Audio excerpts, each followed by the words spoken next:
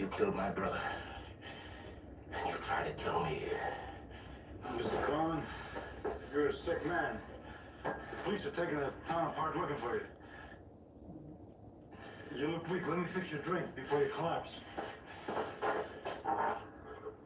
Better fix one for yourself, too.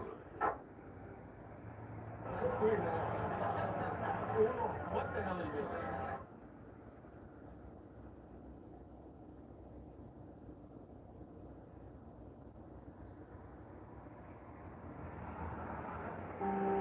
Left-handed. All right. But if you kill me, it'd be the biggest mistake you could make.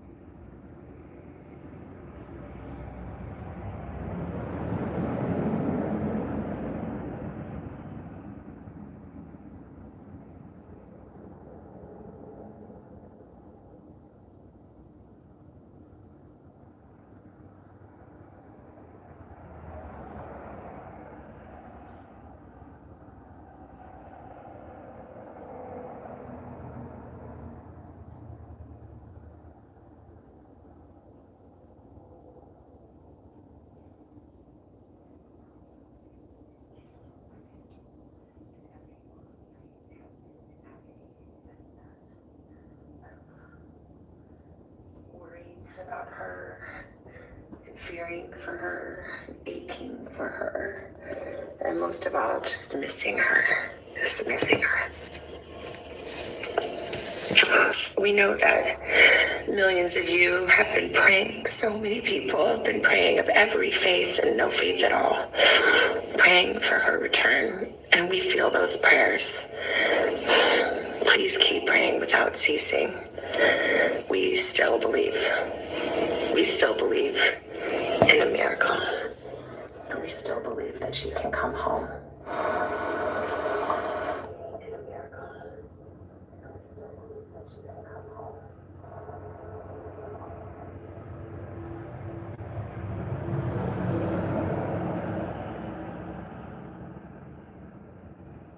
Her down! So they threw her down, and some of her blood was sprinkled on the wall and on the horses, and he trode her underfoot. And when he was come in, he did eat and drink, and said, Go, see now this cursed woman, and bury her, for she is a king's daughter. And they went to bury her, but they found no more of her than the skull and the feet and the palms of her hands. Wherefore they came again and told him, and he said, This is the word of the Lord, which he spake by his servant Elijah the Tishbite, saying, In the portion of Jezreel shall dogs eat the flesh of Jezebel, and the carcass of Jezebel shall be as dung upon the face of the field in the portion of Jezreel, so that they shall not say, This is Jezebel. 2 Kings chapter 10.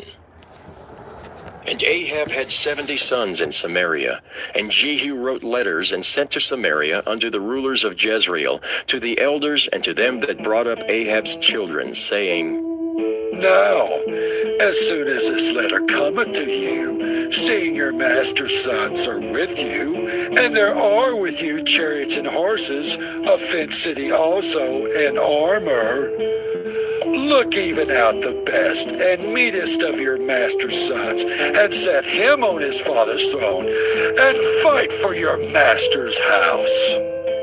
But they were exceedingly afraid, and said, Behold, 2 kings stood not before him. How then shall we stand? And he that was over the house, and he that was over the city, the elders also, and the bringers up of the children, sent to Jehu, saying, We are thy servants, and will do all that thou shalt bid us. We will not make any king. Do thou that which is good in thine eyes. Then he wrote a letter the second time to them, saying, If ye be mine, and if ye will hearken unto my voice, take ye the heads of the men, your master's sons, and come to me to Jezreel by tomorrow this time. Now the king's sons, being 70 persons, were with the great men of the city which brought them up. And it came to pass, when the letter came to them, that they took the king's sons and slew 70 persons, and put their heads in baskets, and sent him them to Jezreel. And there came a messenger and told him, saying, They have brought the heads of the king's sons. And he said, Lay them in 2 heaps, at the entering in of the gate, until the morning. And it came to pass in the morning that he went out and stood, and said to all the people, Ye be righteous? Behold, I conspired against my master, and slew him. But who slew all these? Know now that there shall fall unto the earth nothing of the word of the Lord, which the Lord spake concerning the house of Ahab. For the Lord had done that which he spake by his servant Elijah. So Jehu slew all that remained of the house of Ahab in Jezreel, and all his great men and his kinfolks and his priests, until he left him none remaining. And he arose and departed, and came to Samaria. And as he was at the shearing house in the way, Jehu met with the brethren of Ahaziah king of Judah, and said, Who are ye? And they answered, We are the brethren of Ahaziah, and we go down to salute the children of the king and the children of the queen. And he said, Take them alive. And they took them alive, and slew them at the pit of the shearing house, even 42 men, neither left he any of them. And when he was departed thence, he lighted on Jehonadab the son of Rechab, coming to meet him. And he saluted him, and said to him, Is thine heart right, as my heart is with thy heart? And Jehonadab answered, It is? If it be, give me thine hand. And he gave him his hand, and he took him up to him into the chariot. And he said, Come with me, and see my zeal for the Lord. So they made him ride in his chariot. And when he came to Samaria, he slew all that remained unto Ahab in Samaria, till he had destroyed him, according to the saying of the Lord which he spake to Elijah. And Jehu gathered all the people together, and said unto them, Ahab served Baal a little, but Jehu shall serve him. Excellent. Good. Great.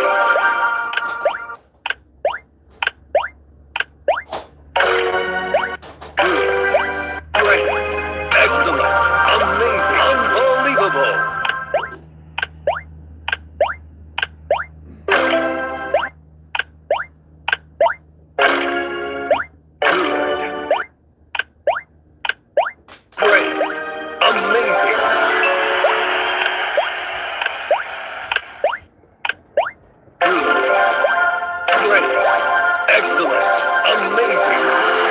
Baal was full from one end to another. And he said unto him that was over the vestry, Bring forth vestments for all the worshippers of Baal.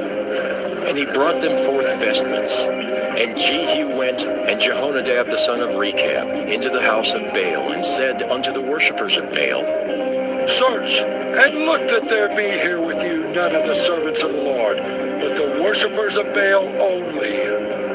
And when they went in to offer sacrifices and burnt offerings, Jehu appointed 80 men without, and said, If any of the men whom I have brought into your hands escape, he that letteth him go, his life shall be for the life of him.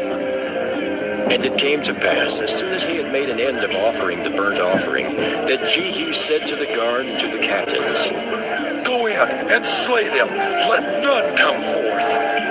And they smote them with the edge of the sword, and the guard and the captains cast them out, and went to the city of the house of Baal. And they brought forth the images out of the house of Baal, and burned them. And they brake down the image of Baal, and brake down the house of Baal, and made it a draught house unto this day. Thus Jehu destroyed Baal out of Israel. Howbeit from the sins of Jeroboam the son of Nebat, who made Israel to sin, Jehu departed not from after them, to wit, the golden calves that were in Bethel and that were in Dan. And the Lord said unto Jehu, Because thou hast done well in executing that which is right in mine eyes, and hast done unto the house of Ahab according to all that was in mine heart, thy children of the 4th generation shall sit on the throne of Israel. But Jehu took no heed to walk in the law of the Lord God of Israel with all his heart, for he departed not from the sins of Jeroboam, which made Israel to sin. In those days the Lord began to cut Israel short, and Hazael smote them in all the coasts of Israel. From Jordan eastward, all the land of Gilead, the Gadites and the Reubenites, and the Manassites from Aroer, which is by the river Arnon, even Gilead and Bashan. Now the rest of the acts of Jehu, and all that he did, and all his might, are they not written in the book of the Chronicles of the king of Israel? And Jehu slept with his fathers, and they buried him in Samaria. And Jehoahaz his son reigned in his stead. And the time that Jehu reigned over Israel in Samaria was 28 years. 2 Kings, chapter 11. And when Athaliah, the mother of Ahaziah, saw that her son was dead, she arose and destroyed all the seed royal. But Jehosheba, the daughter of King Joram, sister of Ahaziah, took Joash, the son of Ahaziah, and stole him from among the king's sons which were slain. And they hid him, even him and his nurse, in the bedchamber from Athaliah, so that he was not slain. And he was with her hid in the house of the Lord 6 years, and Athaliah did reign over the land. And the 7th year Jehoiada sent and fetched the rulers over hundreds with the captains and the guard, and brought them to him into the house of the Lord, and made a covenant with them, and took an oath of them in the house of the Lord, and showed them the king's son. And he commanded them, saying, This is the thing that ye shall do. A 3rd part of you that enter in on the Sabbath shall even be keepers of the watch of the king's house. And the 3rd part shall be at the gate of Sur, and the 3rd part at the gate behind the guard. So shall ye keep the watch of the house, that it be not broken down. And 2 parts of all you that go forth on the Sabbath, even they shall keep the watch of the house of the Lord about the king. And ye shall compass the king round about, every man with his weapons in his hand. And he that cometh within the ranges, let him be slain. And be ye with the king as he goeth out, and as he cometh in. And the captains over the hundreds did according to all things that Jehoiada the priest commanded. And they took every man his men that were to come in on the Sabbath, with them that should go out on the Sabbath, and came to Jehoiada the priest. And to the captains over the hundreds did the priest give King David's spears and shields that were in the temple of the Lord. And the guards stood, every man with his weapons in his hand, round about the king, from the right corner of the temple to the left corner of the temple, along by the altar and the temple. And he brought forth the king's son, and put the crown upon him, and gave him the testimony. And they made him king, and anointed him. And they clapped their hands, and said, God save the king!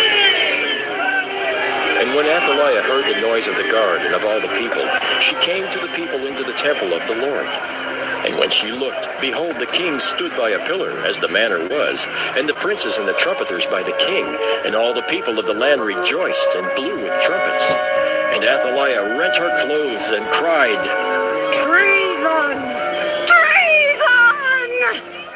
But Jehoiada the priest commanded the captains of the hundreds, the officers of the host, and said unto them, Have her forth without the ranges, and him that followeth her kill with the sword.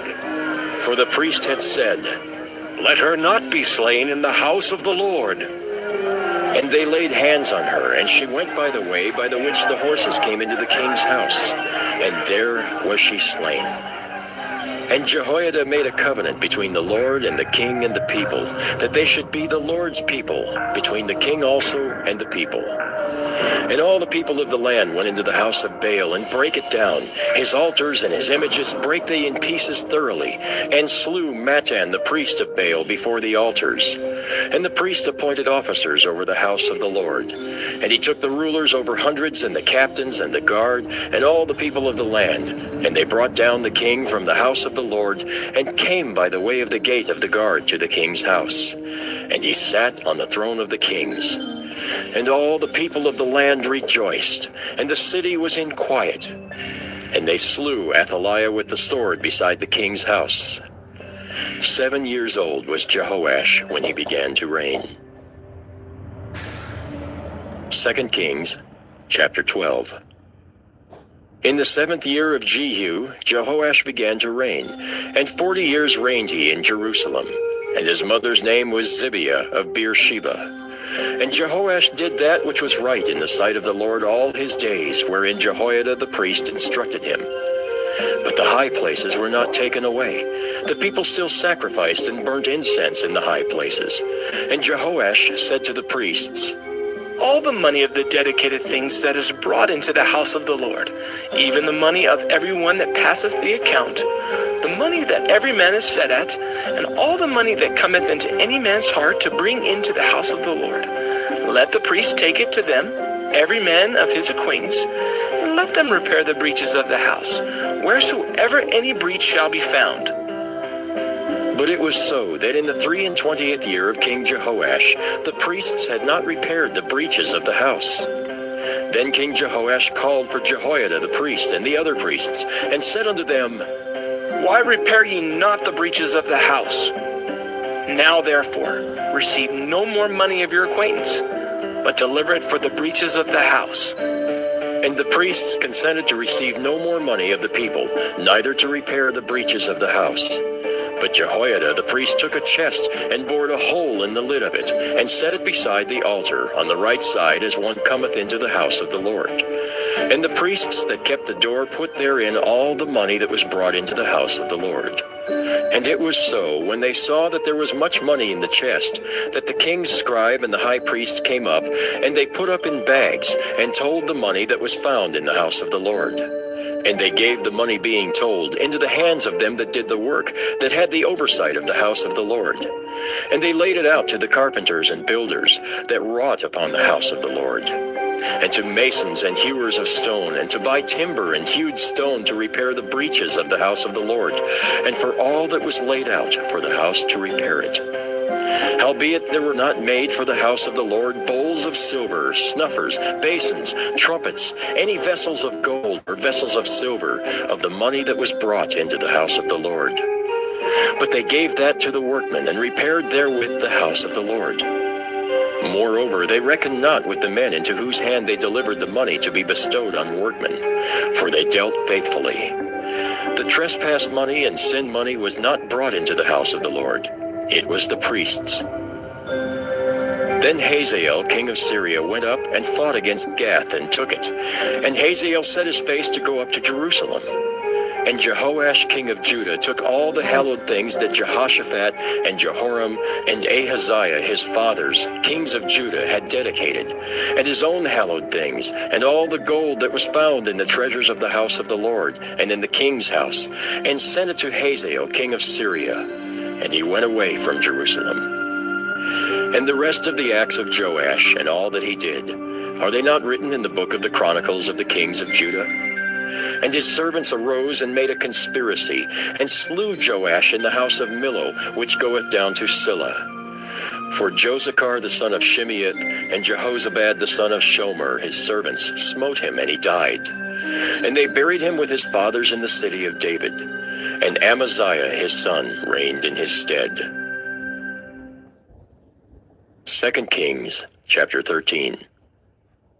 In the 23rd year of Joash the son of Ahaziah, king of Judah, Jehoahaz the son of Jehu began to reign over Israel and Samaria, and reigned 17 years. And he did that which was evil in the sight of the Lord, and followed the sins of Jeroboam the son of Nebat, which made Israel to sin. He departed not therefrom. And the anger of the Lord was kindled against Israel, and he delivered them into the hand of Hazael king of Syria, and into the hand of Benhadad the son of Hazael, all their days.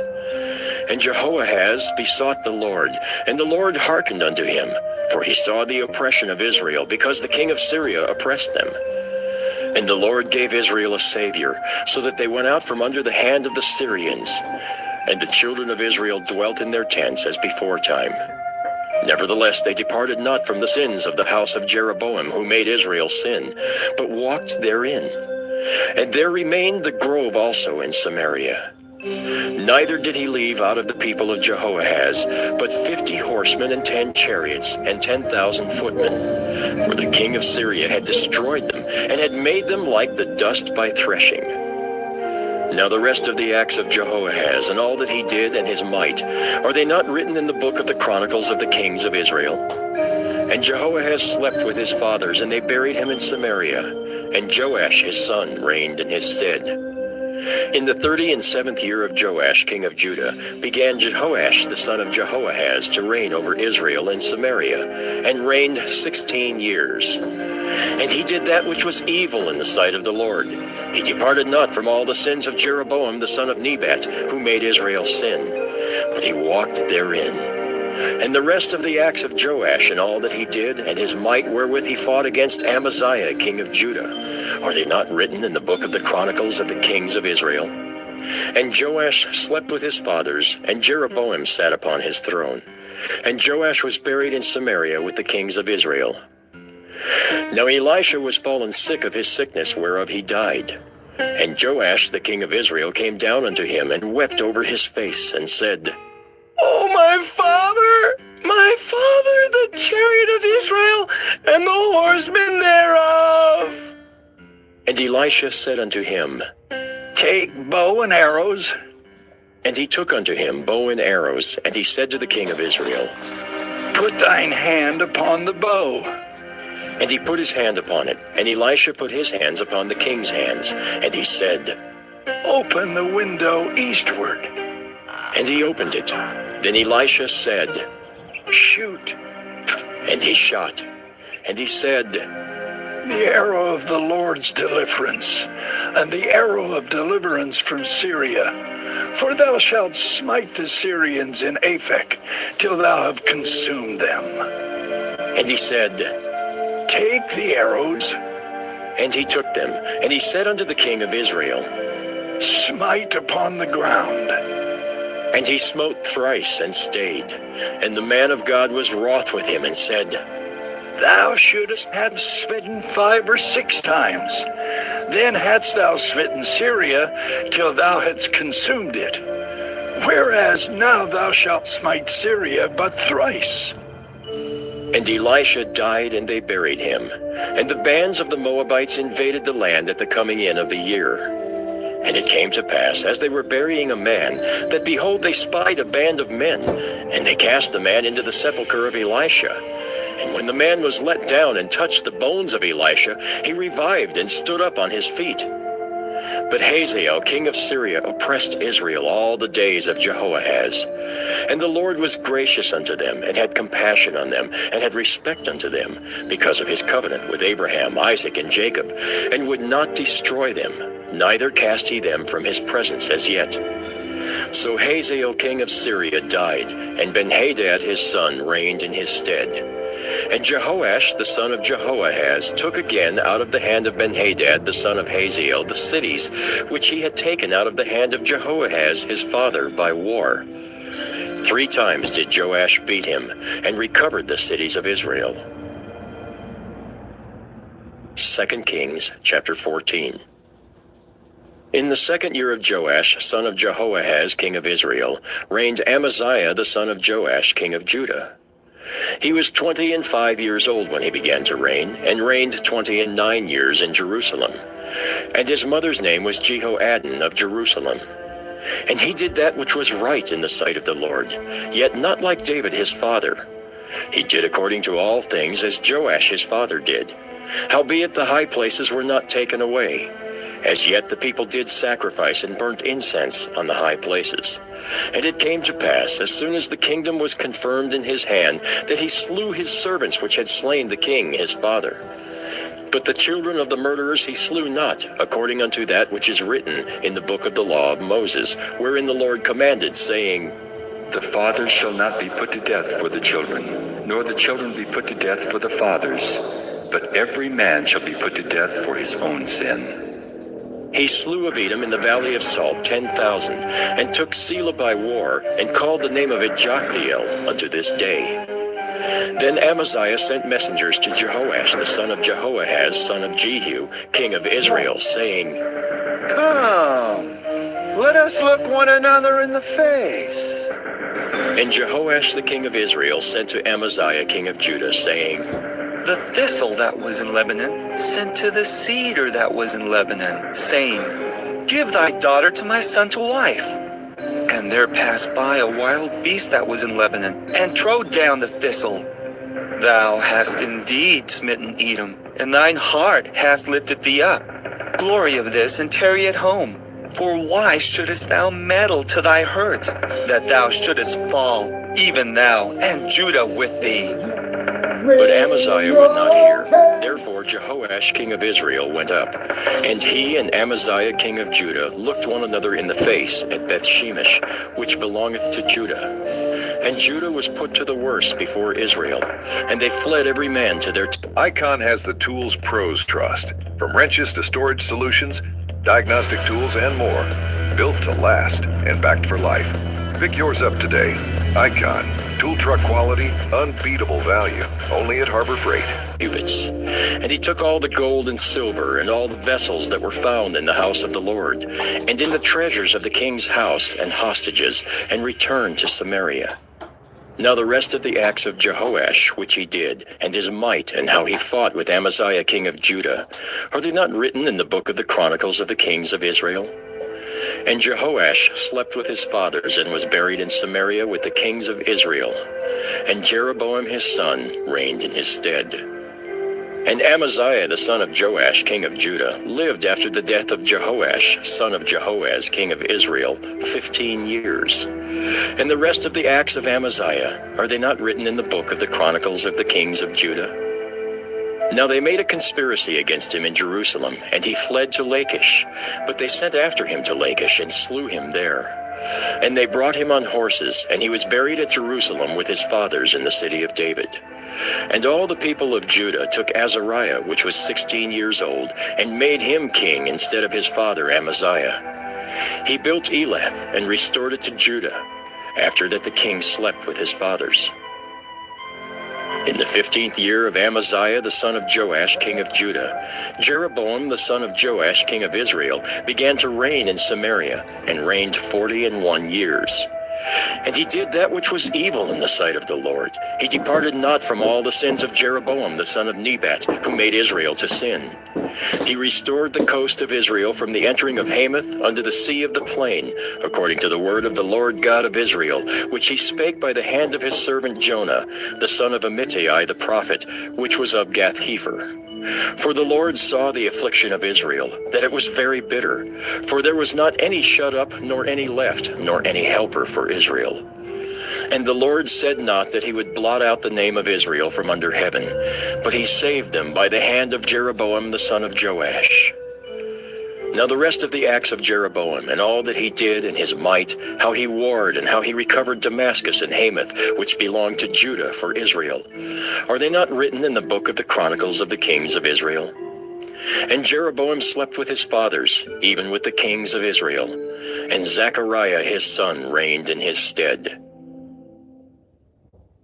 2 Kings chapter 15. In the 27th year of Jeroboam king of Israel, began Azariah son of Amaziah king of Judah to reign. 16 years old was he when he began to reign, and he reigned 52 years in Jerusalem. And his mother's name was Jechaliah of Jerusalem. And he did that which was right in the sight of the Lord, according to all that his father Amaziah had done, save that the high places were not removed. The people sacrificed and burnt incense still on the high places. And the Lord smote the king, so that he was a leper unto the day of his death, and dwelt in a several house. And Jotham the king's son was over the house, judging the people of the land. And the rest of the acts of Azariah and all that he did, are they not written in the book of the Chronicles of the kings of Judah?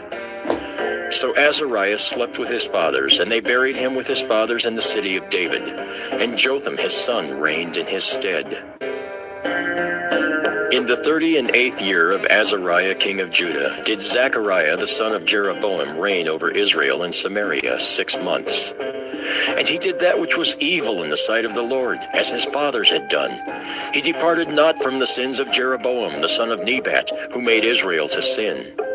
And Shallum the son of Jabesh conspired against him, and smote him before the people, and slew him, and reigned in his stead. And the rest of the acts of Zechariah, behold, they are written in the book of the Chronicles of the kings of Israel. This was the word of the Lord which he spake unto Jehu, saying, Thy sons shall sit on the throne of Israel unto the 4th generation. And so it came to pass. Shallum the son of Jabesh began to reign in the 39th year of Uzziah king of Judah, and he reigned a full month in Samaria. For Menahem the son of Gadai went up from Tirzah, and came to Samaria, and smote Shallum the son of Jabesh in Samaria, and slew him, and reigned in his stead. And the rest of the acts of Shallum, and his conspiracy which he made, behold, they are written in the book of the Chronicles of the kings of Israel. Then Menahem smote Tiphsah, and all that were therein, and the coast thereof from Tirzah, because they opened not to him. Therefore he smote it, and all the women therein that were with child he ripped up. In the 39th year of Azariah king of Judah began Menahem the son of Gadai to reign over Israel, and reigned 10 years in Samaria. And he did that which was evil in the sight of the Lord. He departed not all his days from the sins of Jeroboam the son of Nebat, who made Israel to sin. And Pul the king of Assyria came against the land, and Menahem gave Pul 1,000 talents of silver, that his hand might be with him to confirm the kingdom in his hand. And Menahem exacted the money of Israel, even of all the mighty men of wealth, of each man 50 shekels of silver, to give to the king of Assyria. So the king of Assyria turned back, and stayed not there in the land. And the rest of the acts of Menahem, and all that he did, are they not written in the book of the Chronicles of the kings of Israel? And Menahem slept with his fathers, and Pekahiah his son reigned in his stead. In the 50th year of Azariah king of Judah, Pekahiah the son of Menahem began to reign over Israel and Samaria, and reigned 2 years. And he did that which was evil in the sight of the Lord. He departed not from the sins of Jeroboam the son of Nebat, who made Israel to sin. But Pekah the son of Remaliah, a captain of his, conspired against him, and smote him in Samaria, in the palace of the king's house, with Argob and Ariah, and with him 50 men of the Gileadites. And he killed him, and reigned in his room. And the rest of the acts of Pekahiah, and all that he did, behold, they are written in the book of the Chronicles of the kings of Israel. In the 52nd year of Azariah king of Judah, Pekah the son of Remaliah began to reign over Israel and Samaria, and reigned 20 years. And he did that which was evil in the sight of the Lord. He departed not from the sins of Jeroboam the son of Nebat, who made Israel to sin. In the days of Pekah, king of Israel, came Tiglath-Pileser, king of Assyria, and took Ijon and Abel-Beth-Maachah, and Janoah, and Kedesh, and Hazer, and Gilead, and Galilee, all the land of Naphtali, and carried them captive to Assyria. And Hoshea the son of Elah made a conspiracy against Pekah the son of Remaliah, and smote him and slew him, and reigned in his stead, in the 20th year of Jotham the son of Uzziah. And the rest of the acts of Pekah and all that he did, behold, they are written in the book of the Chronicles of the Kings of Israel. In the 2nd year of Pekah the son of Remaliah, king of Israel, began Jotham the son of Uzziah, king of Judah, to reign. 25 years old was he when he began to reign, and he reigned 16 years in Jerusalem. And his mother's name was Jerusha, the daughter of Zadok. And he did that which was right in the sight of the Lord. He did according to all that his father Uzziah had done. Howbeit the high places were not removed. The people sacrificed and burned incense still in the high places. He built the higher gate of the house of the Lord. Now the rest of the acts of Jotham and all that he did, are they not written in the book of the Chronicles of the Kings of Judah? In those days the Lord began to send against Judah Rezin the king of Syria, and Pekah the son of Remaliah. And Jotham slept with his fathers, and was buried with his fathers in the city of David his father. And Ahaz his son reigned in his stead. 2 Kings chapter 16. In the 17th year of Pekah the son of Remaliah, Ahaz the son of Jotham king of Judah began to reign. 20 years old was Ahaz when he began to reign, and reigned 16 years in Jerusalem, and did not that which was right in the sight of the Lord his God, like David his father. But he walked in the way of the kings of Israel, yea, and made his son to pass through the fire, according to the abominations of the heathen, whom the Lord cast out from before the children of Israel. And he sacrificed and burnt incense in the high places, and on the hills, and under every green tree. Then Rezin king of Syria, and Pekah son of Remaliah king of Israel, came up to Jerusalem to war. And they besieged Ahaz, but could not overcome him. At that time Rezin king of Syria recovered Elath to Syria, and drave the Jews from Elath. And the Syrians came to Elath, and dwelt there unto this day.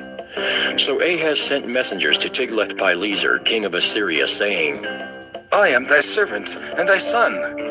Come up, and save me out of the hand of the king of Syria, and out of the hand of the king of Israel, which rise up against me. And Ahaz took the silver and gold that was found in the house of the Lord, and in the treasures of the king's house, and sent it for a present to the king of Assyria. And the king of Assyria hearkened unto him, for the king of Assyria went up against Damascus, and took it, and carried the people of it captive to Kir, and slew Rezin. And King Ahaz went to Damascus to meet Tiglath-Pileser king of Assyria, and saw an altar that was at Damascus. And King Ahaz sent to Urijah the priest the fashion of the altar, and the pattern of it, according to all the workmanship thereof. And Urijah the priest built an altar according to all that King Ahaz had sent from Damascus. So Urijah the priest made it against King Ahaz came from Damascus. And when the king was come from Damascus, the king saw the altar, and the king approached to the altar, and offered thereon. And he burnt his burnt offering and his meat offering, and poured his drink offering, and sprinkled the blood of his peace offerings upon the altar. And he brought also the brazen altar which was before the Lord, from the forefront of the house, from between the altar and the house of the Lord, and put it on the north side of the altar. And King Ahaz commanded Urijah the priest, saying, Upon the great altar burn the morning burnt offering and the evening meat offering, and the king's burnt sacrifice and his meat offering, with the burnt offering of all the people of the land, and their meat offering and their drink offerings, and sprinkle upon it all the blood of the burnt offering and all the blood of the sacrifice. And the brazen altar shall be for me to inquire by. Thus did Urijah the priest, according to all that King Ahaz commanded.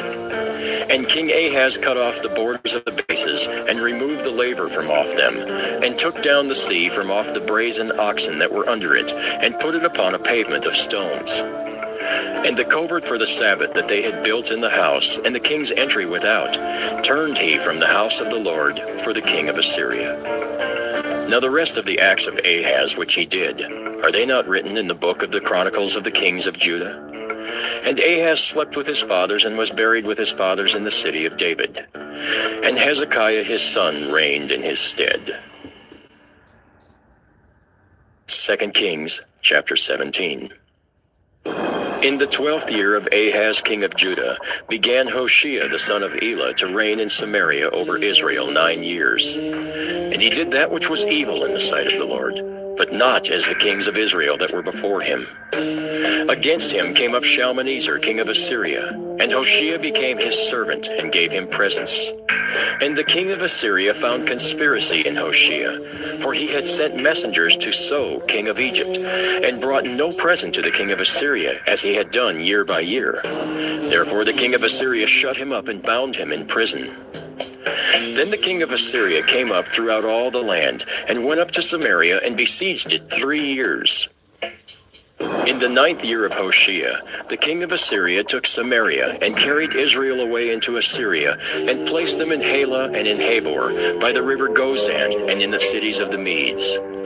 For so it was that the children of Israel had sinned against the Lord their God, which had brought them up out of the land of Egypt, from under the hand of Pharaoh king of Egypt, and had feared other gods, and walked in the statutes of the heathen, whom the Lord cast out from before the children of Israel, and of the kings of Israel, which they had made. And the children of Israel did secretly those things that were not right against the Lord their God. And they built them high places in all their cities, from the tower of the watchman to the fenced city. And they set them up images and groves in every high hill, and under every green tree. And there they burnt incense in all the high places, as did the heathen, whom the Lord carried away before them, and wrought wicked things to provoke the Lord to anger. For they served idols, whereof the Lord had said unto them, Ye shall not do this thing. Yet the Lord testified against Israel and against Judah by all the prophets and by all the seers, saying, Turn ye from your evil ways, and keep my commandments and my statutes according to all the law which I commanded your fathers, and which I sent to you by my servants the prophets. Notwithstanding, they would not hear, but hardened their necks, like to the neck of their fathers that did not believe in the Lord their God. And they rejected his statutes and his covenant that he made with their fathers, and his testimonies which he testified against them.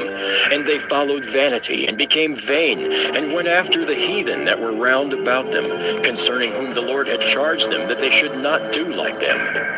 And they left all the commandments of the Lord their God, and made them molten images, even 2 calves, and made a grove, and worshipped all the host of heaven, and served Baal. And they caused their sons and their daughters to pass through the fire, and used divination and enchantments, and sold themselves to do evil in the sight of the Lord, to provoke him to anger. Therefore the Lord was very angry with Israel, and removed them out of his sight. There was none left but the tribe of Judah only. Also Judah kept not the commandments of the Lord their God, but walked in the statutes of Israel which they made. And the Lord rejected all the seed of Israel, and afflicted them, and delivered them into the hand of spoilers, until he had cast them out of his sight. For he rent Israel from the house of David. And they made Jeroboam the son of Nebat king. And Jeroboam drave Israel from following the Lord, and made them sin a great sin. For the children of Israel walked in all the sins of Jeroboam which he did. They departed not from them, until the Lord removed Israel out of his sight, as he had said by all his servants the prophets. So was Israel carried away out of their own land to Assyria unto this day. And the king of Assyria brought men from Babylon, and from Cutha, and from Ava, and from Hamath, and from Sepharvaim, and placed them in the cities of Samaria instead of the children of Israel. And they possessed Samaria, and dwelt in the cities thereof. And so it was at the beginning of their dwelling there, that they feared not the Lord. Therefore the Lord sent lions among them, which slew some of them.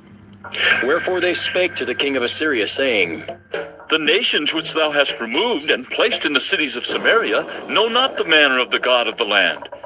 Therefore he hath sent lions among them, and behold, they slay them, because they know not the manner of the God of the land. Then the king of Assyria commanded, saying, Carry thither one of the priests whom ye brought from thence, and let them go and dwell there, and let him teach them the manner of the God of the land. Then one of the priests whom they had carried away from Samaria came and dwelt in Bethel, and taught them how they should fear the Lord. Howbeit every nation made gods of their own, and put them in the houses of the high places which the Samaritans had made, every nation in their cities wherein they dwelt. And the men of Babylon made Succoth-Benoth, and the men of Cuth made Nergal, and the men of Hamath made Ashima, and the Avites made Nibhaz and Tartak, and the Sepharvites burnt their children in fire to Adramelech and Anamelech, the gods of Sepharvaim. So they feared the Lord, and made unto themselves of the lowest of them priests of the high places, which sacrificed for them in the houses of the high places. They feared the Lord, and served their own gods, after the manner of the nations whom they carried away from thence. Unto this day do they after the former manners. They fear not the Lord, neither do they.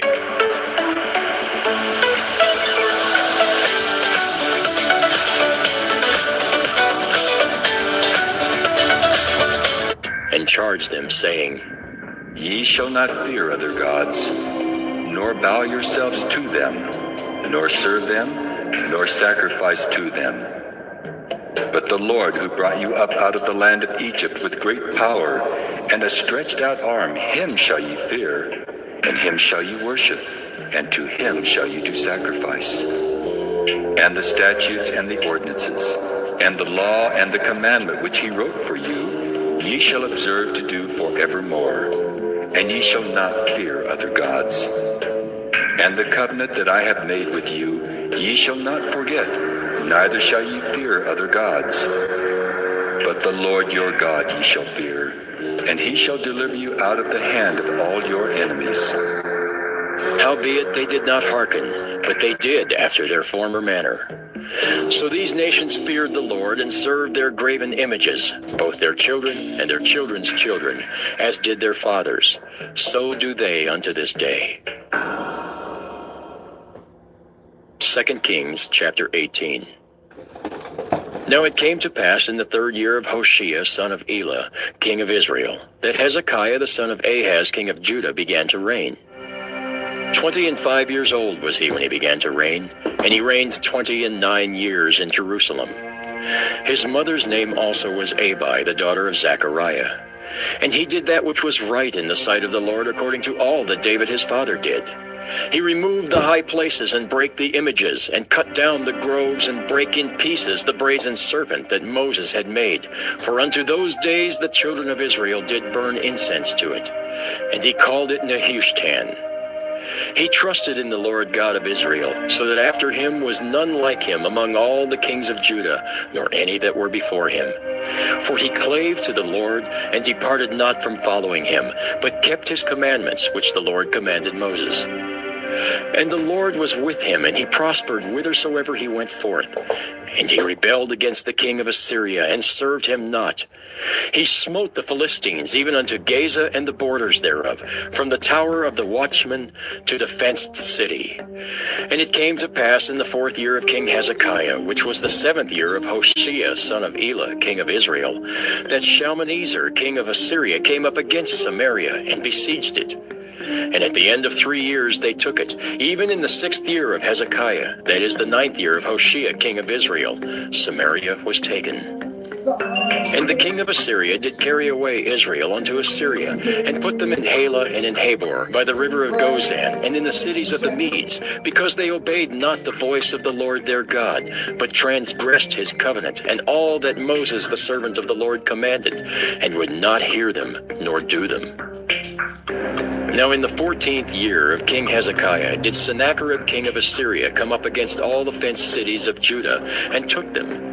And Hezekiah king of Judah sent to the king of Assyria, to Lachish, saying, I have offended. Return from me. That which thou puttest on me will I bear.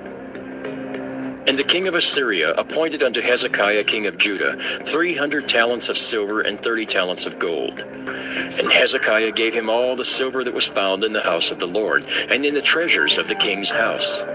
At that time did Hezekiah cut off the gold from the doors of the temple of the Lord, and from the pillars which Hezekiah king of Judah had overlaid, and gave it to the king of Assyria. And the king of Assyria sent Tardan and Rabsaris and Rabshakeh from Lachish to King Hezekiah with a great host against Jerusalem. And they went up and came to Jerusalem. And when they were come up, they came and stood by the conduit of the upper pool, which is in the highway of the fuller's field. And when they had called to the king, there came out to them Eliakim the son of Hilkiah, which was over the household, and Shebna the scribe, and Joah the son of Asaph the recorder. And Rabshakeh said unto them, Speak ye now to Hezekiah. Thus saith the great king, the king of Assyria, What confidence is this wherein thou trustest? Thou sayest, but they are but vain words, I have counsel and strength for the war. Now on whom dost thou trust, that thou rebellest against me? Now behold, thou trustest upon the staff of this bruised reed, even upon Egypt, on which if a man lean, it will go into his hand and pierce it. So is Pharaoh king of Egypt unto all that trust on him. But if ye say unto me, We trust in the Lord our God, is not that he whose high places and whose altars Hezekiah hath taken away, and hath said to Judah and Jerusalem, Ye shall worship before this altar in Jerusalem? Now therefore, I pray thee, give pledges to my lord the king of Assyria, and I will deliver thee 2,000 horses, if thou be able on thy part to set riders upon them. How then wilt thou turn away the face of one captain of the least of my master's servants, and put thy trust on Egypt for chariots and for horsemen? Am I now come up without the Lord against this place to destroy it?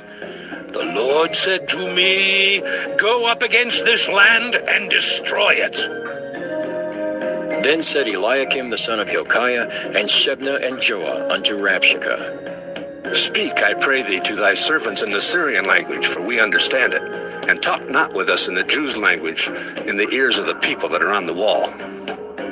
But Rabshakeh said unto them, Hath my master sent me to thy master and to thee to speak these words?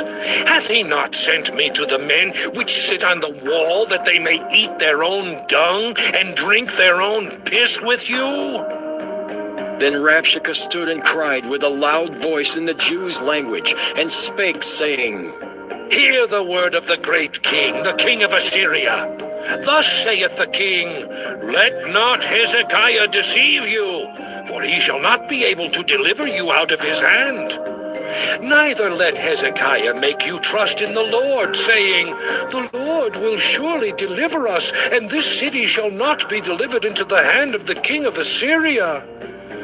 Hearken not to Hezekiah, for thus saith the king of Assyria, Make an agreement with me by a present, and come out to me, and then eat ye every man of his own vine, and every one of his fig tree, and drink ye every one the waters of his cistern, until I come and take you away to a land like your own land, a land of corn and wine, a land of bread and vineyards, a land of oil, olive, and of honey, that ye may live and not die.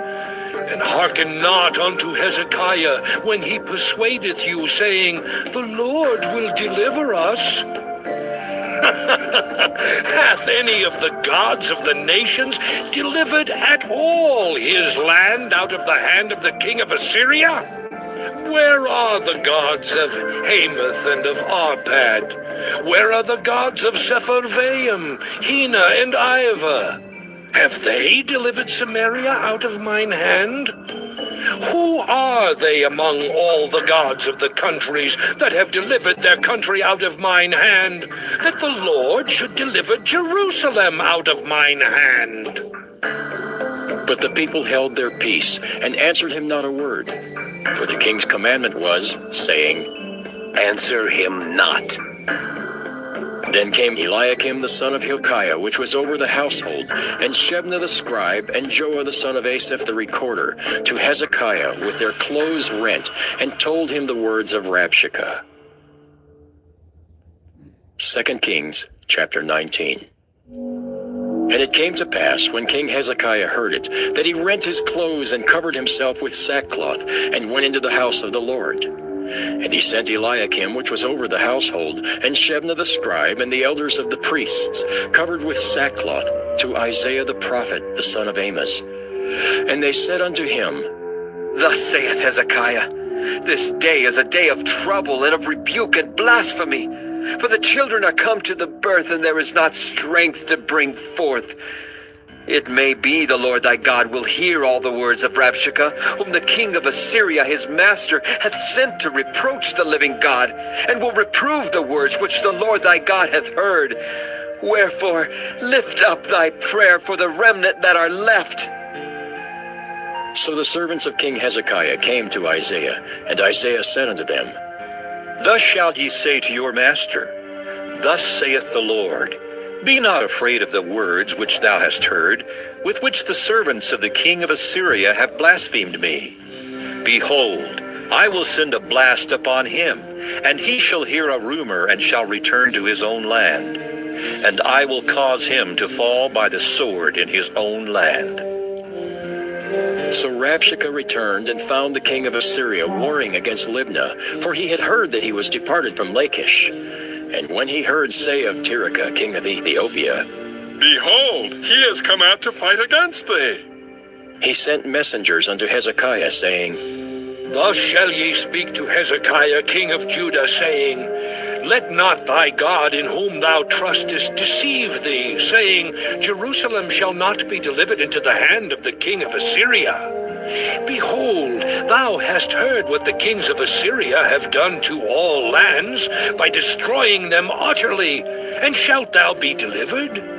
Have the gods of the nations delivered them which my fathers have destroyed, as Gozan, and Haran, and Rezeph, and the children of Eden, which were in Thalazar? Where is the king of Hamath, and the king of Arpad, and the king of the city of Sepharvaim, of Hena and Ivah? And Hezekiah received the letter of the hand of the messengers, and read it. And Hezekiah went up into the house of the Lord, and spread it before the Lord. And Hezekiah prayed before the Lord, and said, O Lord, God of Israel, which dwellest between the cherubims, thou art the God, even thou alone of all the kingdoms of the earth. Thou hast made heaven and earth. Lord, bow down thine ear, and hear. Open, Lord, thine eyes, and see, and hear the words of Sennacherib, which hast sent him to reproach the living God. Of a truth, Lord, the kings of Assyria have destroyed the nations and their lands, and have cast their gods into the fire. For they were no gods, but the work of men's hands, wood and stone, therefore they have destroyed them. Now therefore, O Lord our God, I beseech thee, save thou us out of his hand, that all the kingdoms of the earth may know that thou art the Lord God, even thou only. Then Isaiah the son of Amos sent to Hezekiah, saying, Thus saith the Lord God of Israel, That which thou hast prayed to me against Sennacherib king of Assyria, I have heard. This is the word that the Lord hath spoken concerning him. The virgin, the daughter of Zion, hath despised thee, and laughed thee to scorn. The daughter of Jerusalem hath shaken her head at thee. Whom hast thou reproached and blasphemed? And against whom hast thou exalted thy voice, and lifted up thine eyes on high? Even against the Holy One of Israel. By thy messengers thou hast reproached the Lord, and hast said, With the multitude of my chariots I am come up to the height of the mountains, to the sides of Lebanon, and will cut down the tall cedar trees thereof, and the choice fir trees thereof, and I will enter into the lodgings of his borders, and into the forest of his Carmel. I have digged and drunk strange waters, and with the sole of my feet have I dried up all the rivers of besieged places. Hast thou not heard long ago how I have done it, and of ancient times that I have formed it? Now have I brought it to pass, that thou shouldest be to lay waste fenced cities into ruinous heaps. Therefore their inhabitants were of small power. They were dismayed and confounded. They were as the grass of the field, and as the green herb, as the grass on the housetops, and as corn blasted before it be grown up. But I know thy abode, and thy going out and thy coming in, and thy rage against me. Because thy rage against me and thy tumult is come up into mine ears, therefore I will put my hook in thy nose, and my bridle in thy lips, and I will turn thee back by the way by which thou camest. And this shall be a sign unto thee. Ye shall eat this year such things as grow of themselves, and in the second year that which springeth of the same. And in the third year sow ye and reap and plant vineyards and eat the fruits thereof. And the remnant that is escaped of the house of Judah shall yet again take root downward and bear fruit upward. For out of Jerusalem shall go forth a remnant, and they that escape out of Mount Zion. The zeal of the Lord of hosts shall do this. Therefore thus saith the Lord concerning the king of Assyria, he shall not come into this city, nor shoot an arrow there, nor come before it with shield, nor cast a bank against it.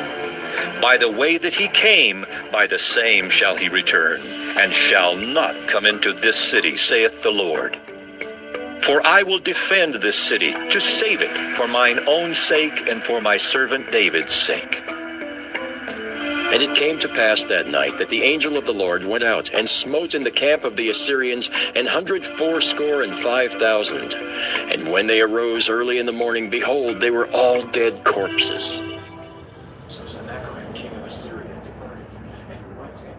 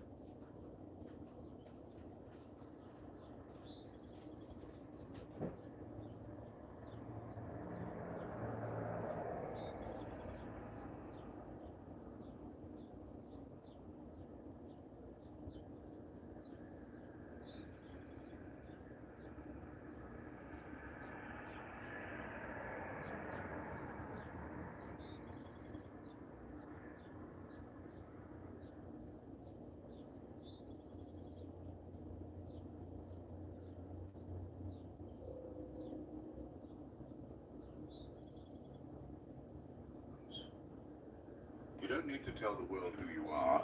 Your life already does it for you. Ever wonder why people seem to stare at you just a bit longer than usual? Or why it feels like you're walking through life with a spotlight on you, whether you asked for it or not? Here's the thing. You might not be the one seeking attention, but trust me, the world is watching. In fact, studies show that the average person spends nearly 6 hours a day consuming media, browsing social feeds, and scrolling through countless lives that aren't their own.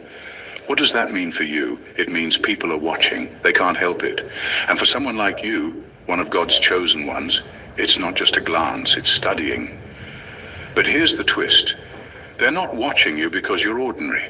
Oh no. They're watching because there's something about you they can't quite understand. Something that nags at them. Something that pulls them in but doesn't quite allow them to look away.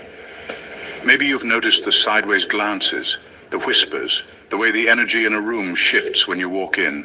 You can't shake it.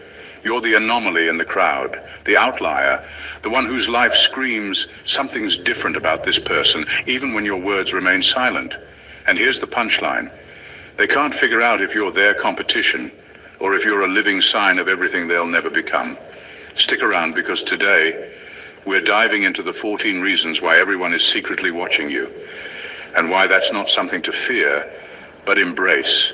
So grab some popcorn, because this is about to get interesting. Number 1, you're living proof that their excuses are lies. People are secretly watching you because you're living proof that their excuses don't hold up. They've got their reasons for not doing things, for not pursuing their dreams, for staying stuck in their comfort zones. But then there you are.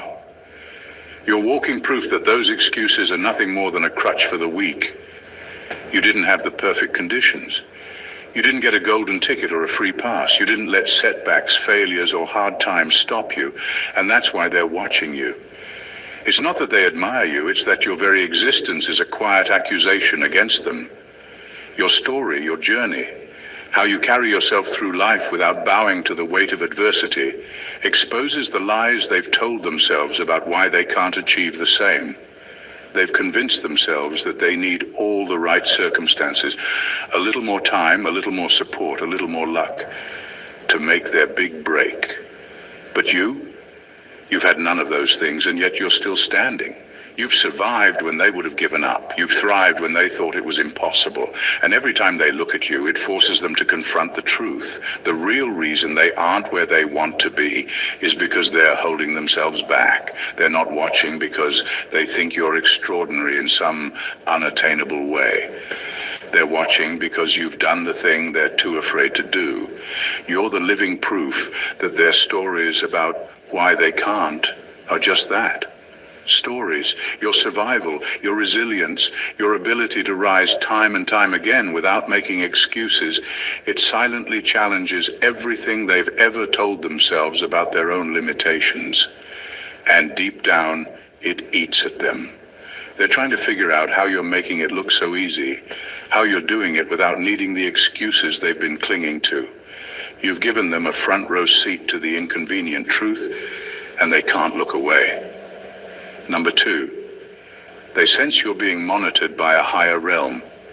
People are watching you because, whether they admit it or not, they can feel something divine is watching you. There's a presence around your life that unsettles them. You walk into a space and the atmosphere changes, not because you're loud or attention-seeking, but because there's a weight to your existence that feels like heaven is watching through your eyes. It's not just you they're reacting to, it's the spiritual spotlight you carry without even trying. People don't always have the words for it, but they feel it. And that feeling makes them hyper-aware of you. It's not about popularity, it's not about how many followers you have or how well dressed you are. It's about a kind of spiritual tension that follows you. You move differently, you speak with clarity that cuts through nonsense. You don't play the games most people play, and your presence alone makes people second-guess their own behavior. They watch because your life feels like it's under surveillance from something bigger, and they want to see if you'll mess up, not out of hate, but out of curiosity. They're wondering, how is this person staying so focused? Who's protecting them? Why does it feel like they're not walking alone? And here's what really shakes them. Things seem to align for you in ways they don't understand. You avoid disasters without even knowing it. You bounce back from setbacks that would destroy most people. You speak something, and within days, it begins to unfold. That kind of divine rhythm is hard to ignore. It makes people watch more closely, even if they act like they're uninterested. Some want to see if your favor will run out. Others want to know if maybe, just maybe, they can tap into the same power by standing close to you, whether it's envy or confusion or quiet respect. People are watching you because deep down they feel that your life isn't just yours. It's being written and orchestrated by something far greater. And they want to see how the story ends. Number 3, your aura feels like a verdict. People watch you because your energy feels like a silent verdict. You walk into a room and without saying a word, something shifts.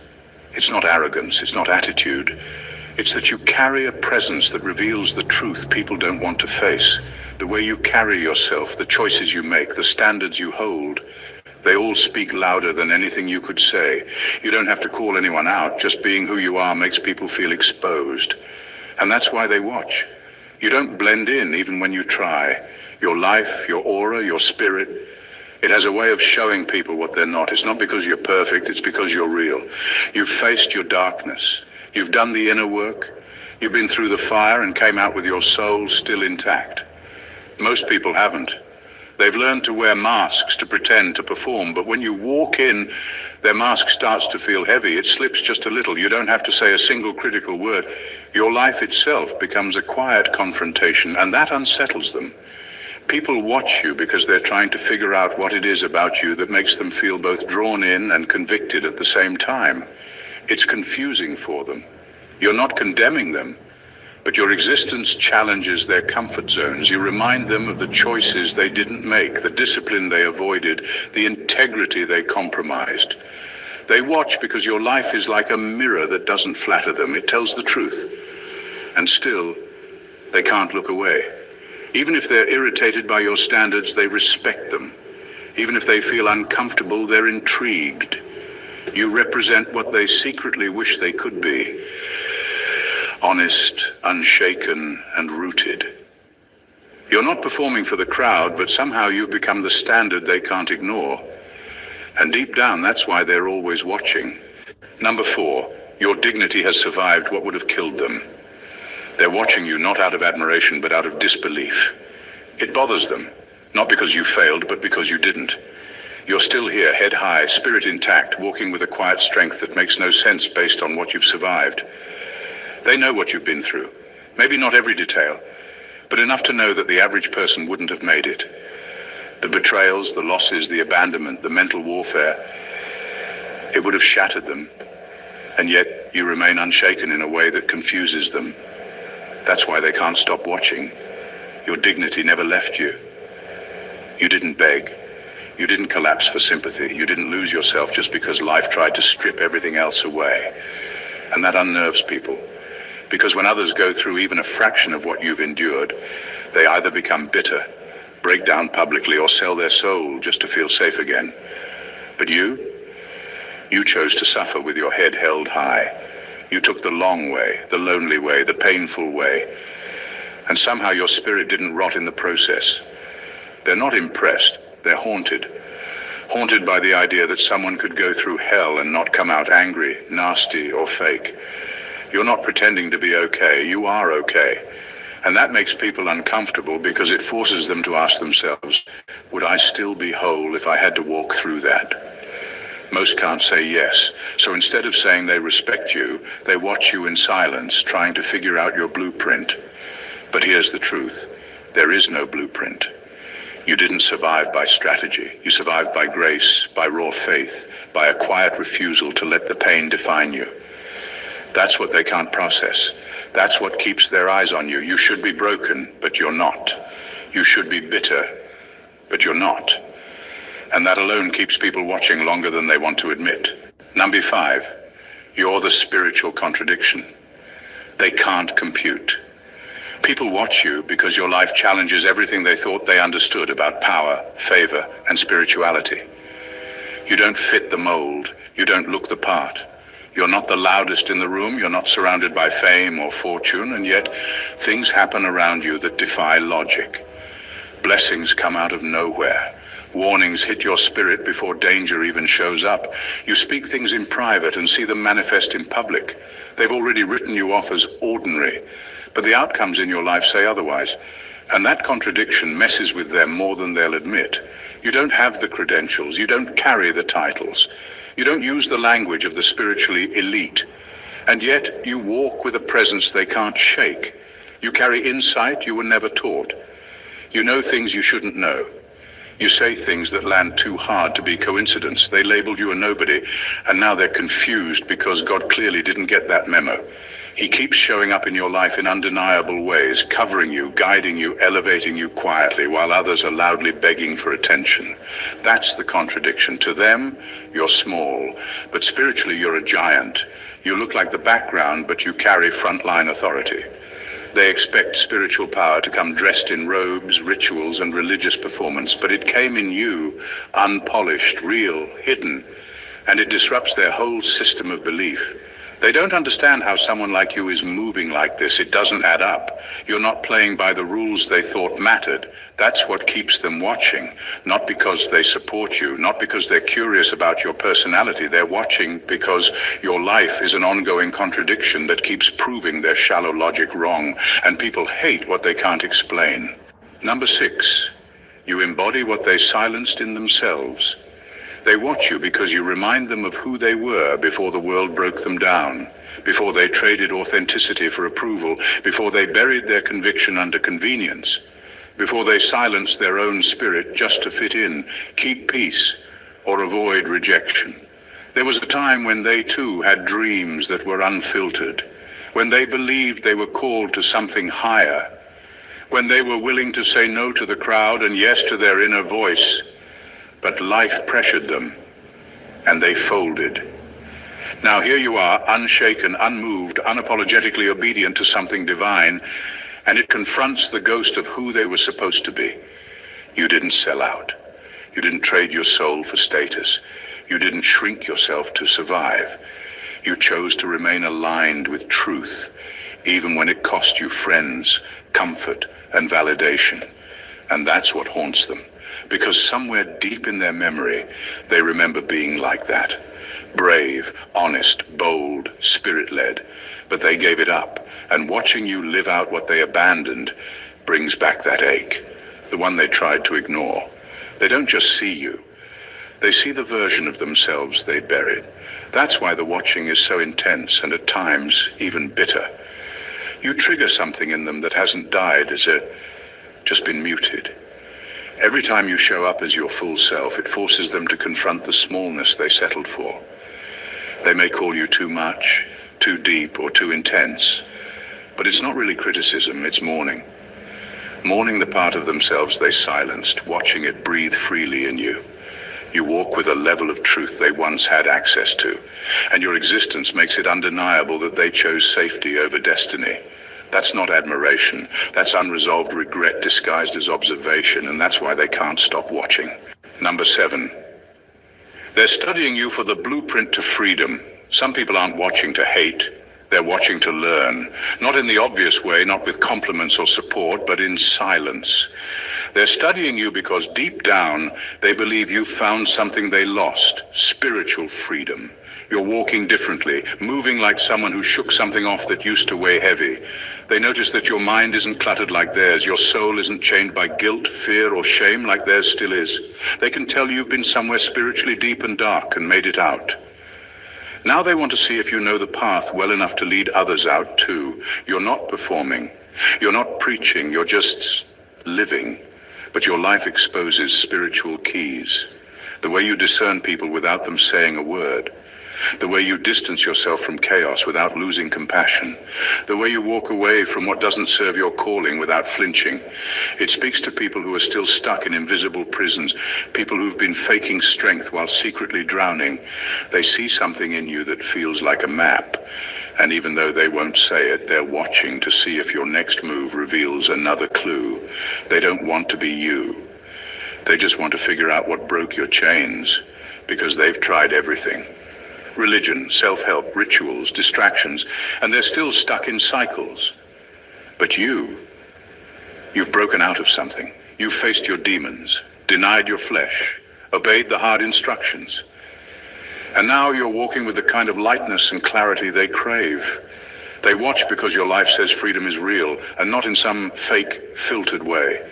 You're proof that it's possible to be healed and whole after being crushed. And to people who've been bound for years, that makes you dangerous. Not because you're a threat, but because you carry the evidence. They want to see what door you open next, hoping they can follow quietly behind. Number 8. You activate their guilt without saying a word. You don't preach. You don't call people out. You're not trying to make anyone feel guilty. But your life, the way you move with integrity, the way you tell the truth when it would be easier to lie, the way you remain grounded when others sell out for acceptance, it silently pulls at people's conscience. And the ones who built their lives on deception, manipulation, and compromise can feel it. Your presence makes their hidden choices feel exposed, not because you said anything, but because the contrast is too loud to ignore.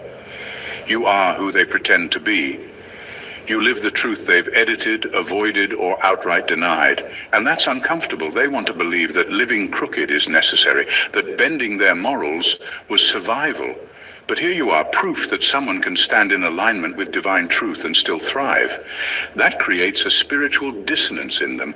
They're watching not just out of curiosity, but out of a deep internal conflict. Because every day you continue walking in truth, their excuses get weaker. And what eats at them most is this. They're hoping you slip, not because they're evil, but because if you fall, they can breathe. Your fall would validate their choices. It would ease the sting of their guilt.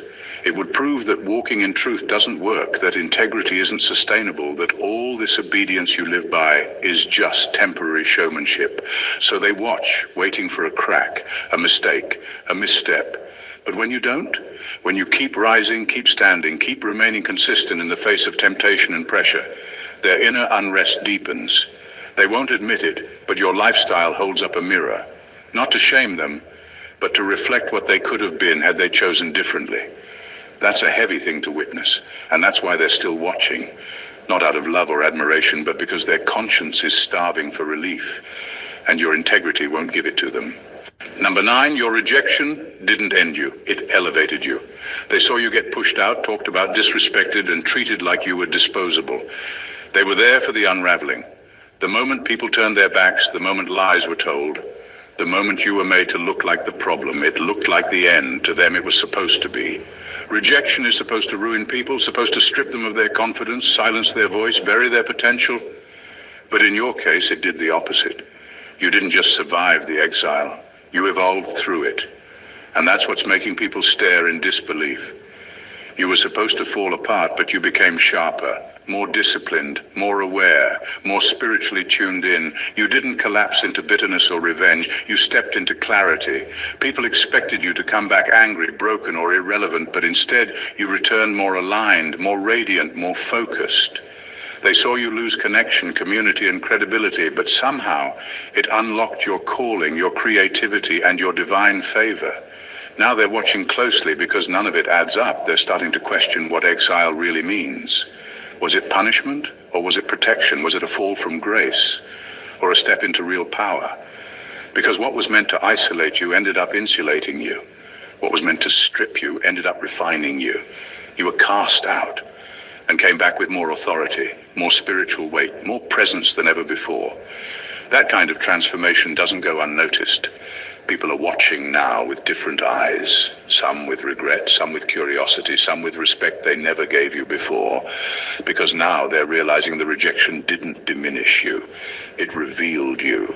It peeled back what was false and forced what was real to rise.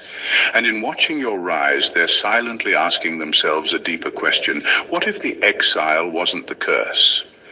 What if it was the door to becoming who I was really meant to be? That's the revelation your life is triggering, and that's why they can't stop watching.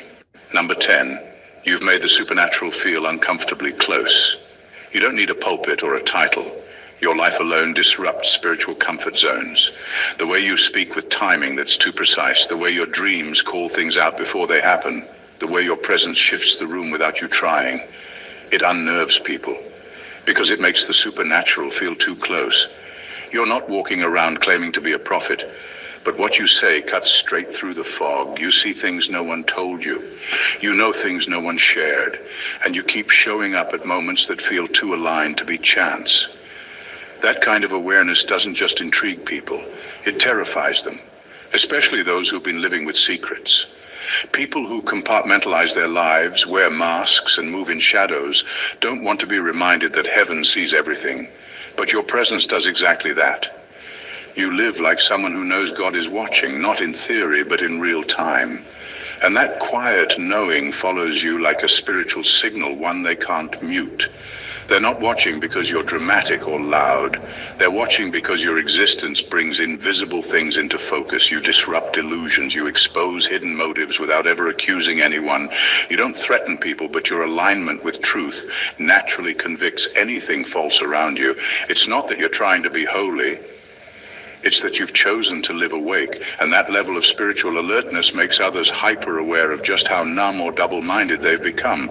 Your gifts, the discernment, the timing, the intuition are a problem for people who thought they had time to hide. Every time you speak or show up, it feels like a tap on the shoulder from heaven itself. That's why they're watching, not out of fascination, but out of fear. You remind them there's a higher eye on their actions. You carry a sense of divine surveillance, and they're not ready for that kind of accountability. Number 11, you keep escaping traps. They prayed would destroy you. They've watched you walk through things that were clearly designed to take you out. And it's making them nervous, because they didn't just witness the traps. Some of them helped set them. They spread rumors, hoping to stain your name. They smiled in your face while hoping you'd break behind the scenes. They manipulated situations, hoping to push you over the edge quietly so they could play innocent. And yet every time they think they've boxed you in, you slip through untouched. Not bitter, not broken, not begging. You just keep walking out of messes that should have buried you. It's not just survival, it's how you survive. You move like someone covered, like someone who has inside information, like someone who's being divinely warned before the attack even fully forms. And that's what's really rattling people. You're not just lucky. You're not just resilient. You're protected. And they're starting to realize it. At first they laughed at you, then they tried to sabotage you. But now they're watching with suspicion and quiet awe. Because it doesn't make sense how you keep dodging what was meant to destroy you. The betrayal didn't ruin you. The slander didn't silence you. The setups didn't stick. And now they're asking themselves questions they don't want to say out loud. Who's covering them? How did they know? Why can't we take them down? You've become a walking contradiction to their expectations. Every failure they tried to orchestrate became fuel for your next level. Every door they tried to close only redirected you to something better. Now they're scared to touch you, because you keep proving that what's backing you isn't just human strength. It's something unseen but undeniably present. You're being watched, not because of how perfect you are, but because your survival is too consistent to be natural. They thought you were weak. They thought you were alone. But now they're starting to realize there's power backing you that their manipulation can't touch. And that realization is shaking them more than your wins ever could. Number 12, you moved without permission, and they're waiting for consequences. You didn't ask for permission. You didn't wait for a stamp of approval. You simply moved. You stepped out of the system, walked away from the structure they built, and left behind the rules they expected you to obey. You broke free from their mold, from their constraints, and followed a calling that didn't come with a formal invitation. And now they're watching, but not out of support. They're watching with bated breath, waiting for the consequences they believe are inevitable. They've built their entire belief system around the idea that you need their permission to thrive, that their approval is what makes things work. You didn't ask for it, though. You just moved, and they're expecting you to crash because you didn't play by their rules. They can't comprehend how you've made it this far without adhering to their playbook. They're convinced that breaking away from the system is a mistake, that you'll eventually face the fallout. But what really terrifies them is this: what if you don't? What if you keep going, and God continues to open doors? What if you continue to walk in favor, even though you ignored every guideline they tried to impose? The longer you move without consequence, the more their foundation cracks. If God keeps endorsing your disobedience, it shakes the very system they trust. It forces them to ask, what if their rules weren't the only way? What if their structure wasn't the only path to success? You're proving that there's a higher authority backing you. One that doesn't fit into their rigid system or need their approval to move mountains. And that's a terrifying thought for those who've spent their whole lives working within the system's limitations. So they're waiting, not for your failure, but for your validation to come from somewhere other than them. And when it does, when God's hand remains on your life, despite your rebellion to their norms, it rewrites everything they thought they knew about power, success, and the paths people are allowed to take. Number 13, they see you as an unwilling prophet. You never signed up for this. You didn't wake up one day and decide, I'm going to be a messenger. In fact, you've probably resisted it more than once, tried to shrink back, or even questioned why you were chosen for this task.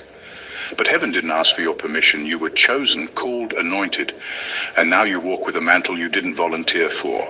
And while you may not always be aware of it, your words carry weight that others can't ignore. And your presence shifts atmospheres in ways you can't explain. People watch you not because you're actively trying to lead or preach, but because there's something otherworldly about the way you show up. You speak in ways that pierce hearts without even trying. You move with a quiet authority that unsettles people who thought they understood the world. You don't perform, you don't force, and yet there's a power in you that disrupts their carefully constructed realities. It's like you're broadcasting heaven's messages, even when you're just living your everyday life, and they're seeing it whether you do or not. They're watching to see if you realize it, to see if you grasp the magnitude of the influence you wield. Every time you speak truth, even in passing, it feels like a divine download, and it lands in people's spirits in ways that can't be ignored.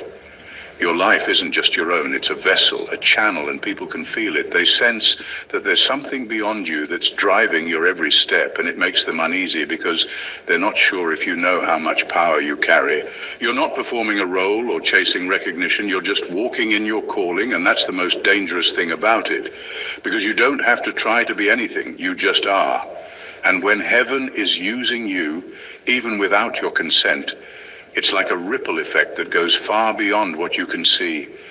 People are watching, not just for what you'll do next, but to see if you'll ever fully realize the weight of the mantle you carry and the way it's transforming everything around you, whether you know it or not.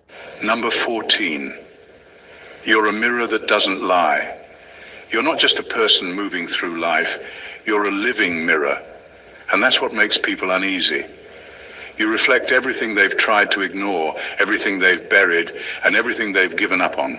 When they look at you, they don't just see you, they see the life they could have had if they hadn't settled, the dreams they abandoned, the purpose they left behind. You make them confront the version of themselves they've let slip away. It's uncomfortable because you don't say a word, but your very existence does all the talking. Your success, your clarity, your alignment with your callings. It's a constant reminder of what they once desired, what they once believed in, and what they once felt capable of achieving. And it's not just their regrets you reflect, it's their envy too. They see your potential, and it forces them to recognize their own fears and insecurities. Watching you forces them to face what they've never had the courage to confront about themselves. You didn't ask for this role, but your presence challenges people in ways they can't avoid. It's easy to admire someone from a distance, But when they realize that you are the mirror, they have to ask themselves hard questions. Why didn't they keep going? What stopped them from pursuing their calling with the same determination? Your lives when you push through, when you don't give up, when you align with your purpose. And that's why they can't look away. You're showing them the version of themselves they could still be, and it stirs something deep inside them. It's not admiration they feel, it's a mixture of awe, discomfort, and longing. They're not just watching you, they're watching the life they could have lived. And every time they look at you, it's like the mirror cracks a little more, revealing what they've lost and what they could still regain, if only they had the courage to step up and reclaim their own reflection. In the end, the truth is undeniable. You're a force, not by your own power, but by something far greater than anything the world can comprehend. They're watching you, not because you fit into their expectations or walk the paths they've laid out, but because you challenge everything they believe is possible. Your existence is a disruption, a reminder, and a beacon of what happens when someone truly aligns with their purpose, unapologetically and without permission. Every moment you step into, you rewrite the narrative. You're the evidence that breaking free from the system isn't a failure, but the key to your elevation. You're the proof that true power doesn't need validation from the crowd. And as they watch, they wrestle with their own truths, their own limitations, and the reality that perhaps they've been too afraid to live fully.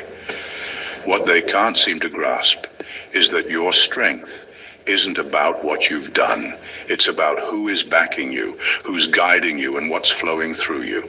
And while they might study, criticize, or wonder, they can't touch what's inside you. You've moved beyond their reach, so let them watch, let them try to figure it out. In the end, the more they gaze at you, the more they'll realize you're not just surviving in their world, you're transforming it. And when the dust settles, it won't be their rules or expectations that define you. It'll be the undeniable proof of a life led by something far greater. Keep moving, keep living, keep being, and let them wonder. Because you're not just the one they're watching. You're the one rewriting the story they never thought was possible. If this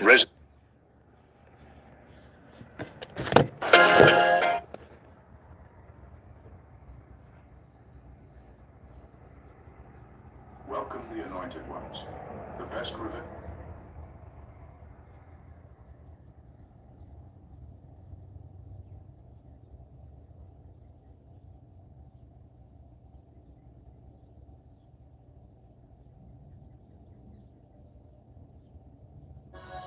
Maacah, Caleb's concubine, bare Sheber and Turanah. She bare also Sheaf, the father of Madmannah, Sheva, the father of Machbenah, and the father of Gibeah. And the daughter of Caleb was Achsah. These were the sons of Caleb, the son of Hur, the firstborn of Ephratah. Shobal, the father of Kirjath-jearim. Salma, the father of Bethlehem. Harith, the father of Beth-gader. And Shobal, the father of Kirjath-jearim, had sons. So today we'll be doing the roughing on a new construction residential building.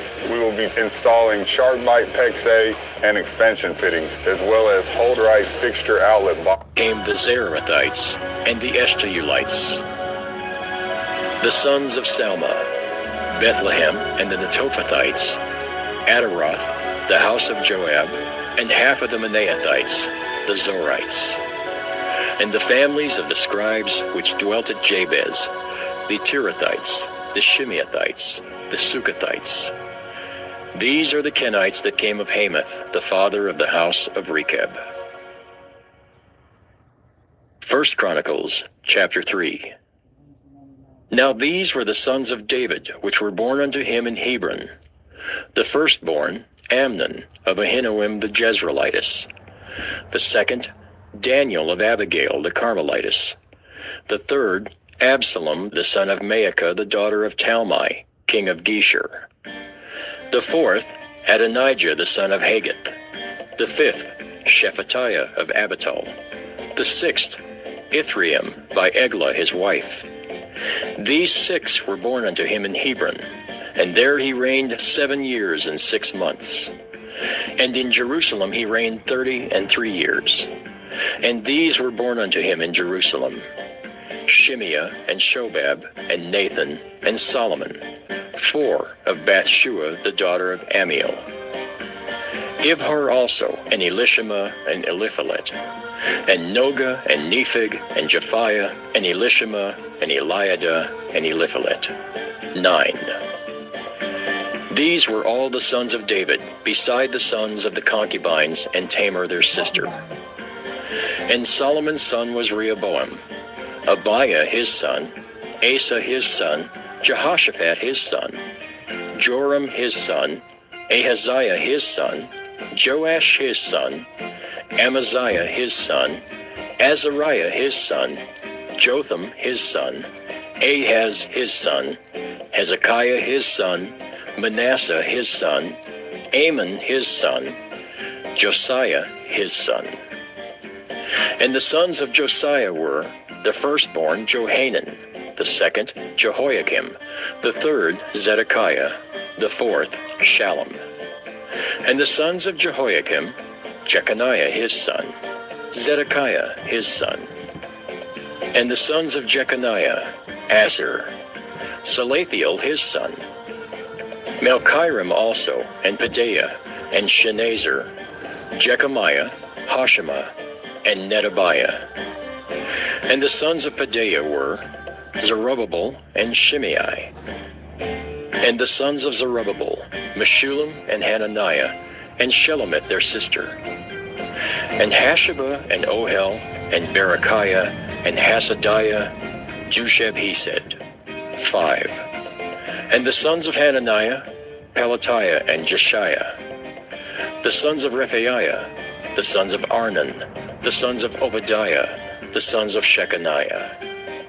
And the sons of Shechaniah, Shemaiah. And the sons of Shemaiah, Haddish and Egiel, and Beriah, and Neariah, and Shaphat. 6.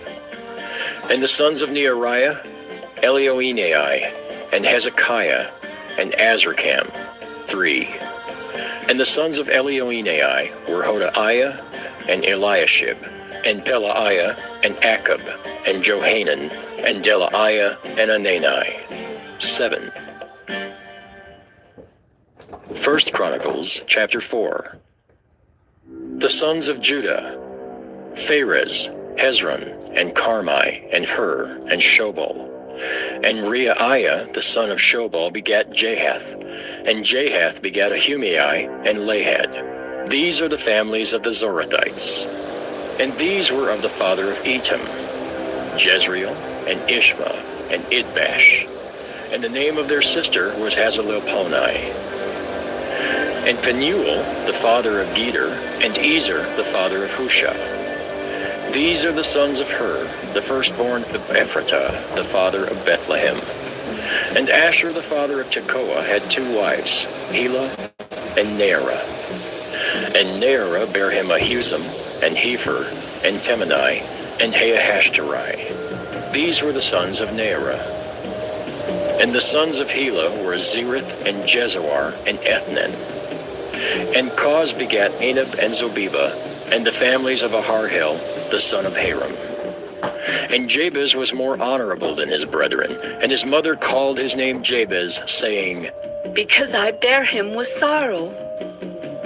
And Jabez called on the God of Israel, saying, Oh, that thou wouldest bless me indeed, and enlarge my coast, and that thine hand might be with me, and that thou wouldest keep me from evil, that it may not grieve me.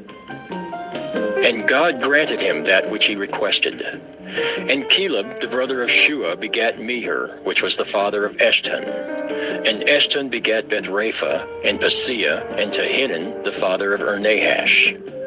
These are the men of Rechah. And the sons of Kenaz, Othniel, and Seraiah. And the sons of Othniel, Hathath.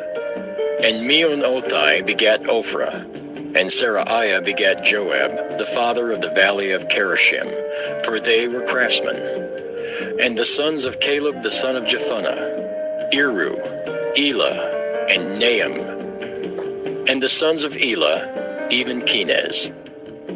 And the sons of Jehaleleel, Ziph and Ziphah, Tiria and Asariel.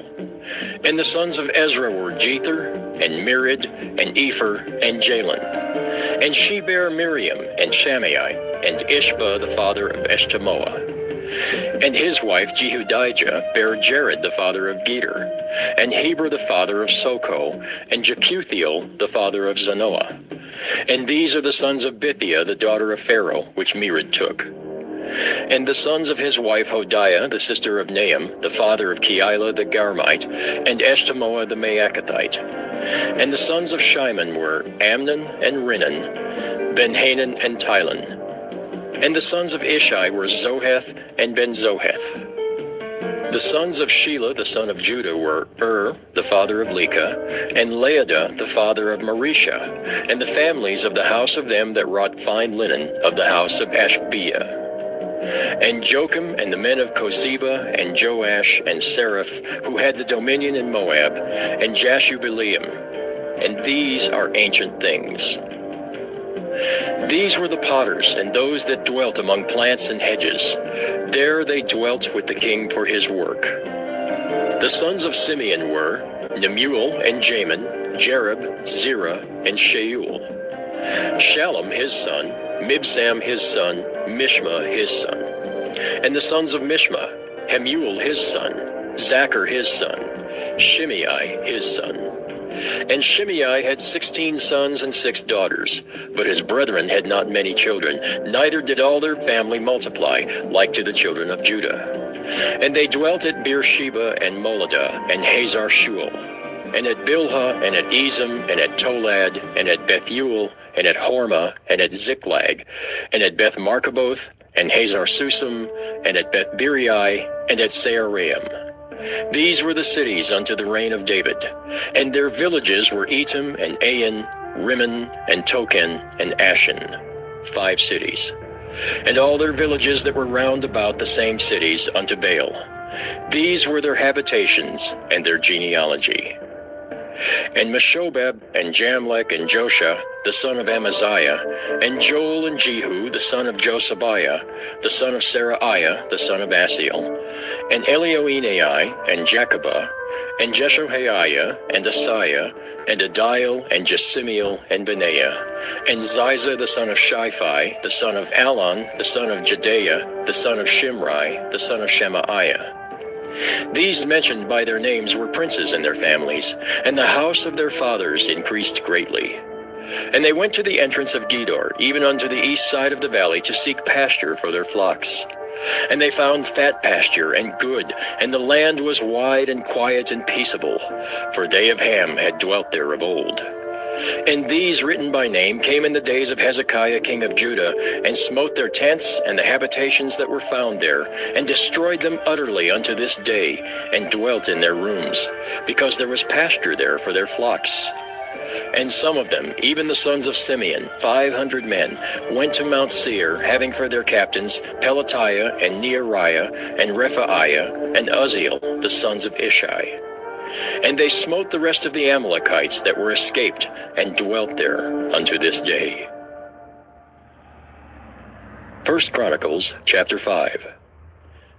Now the sons of Reuben, the firstborn of Israel, for he was the firstborn, but forasmuch as he defiled his father's bed, his birthright was given unto the sons of Joseph, the son of Israel. And the genealogy is not to be reckoned after the birthright. For Judah prevailed above his brethren, and of him came the chief ruler, but the birthright was Joseph's. The sons, I say, of Reuben the firstborn of Israel were Hanok and Palu, Hezron and Carmi. The sons of Joel, Shemaiah his son, Gog his son, Shimei his son, Micah his son, Reaiah his son, Baal his son, Beerah his son, whom Tilgath-Pilneser, king of Assyria, carried away captive. He was prince of the Reubenites.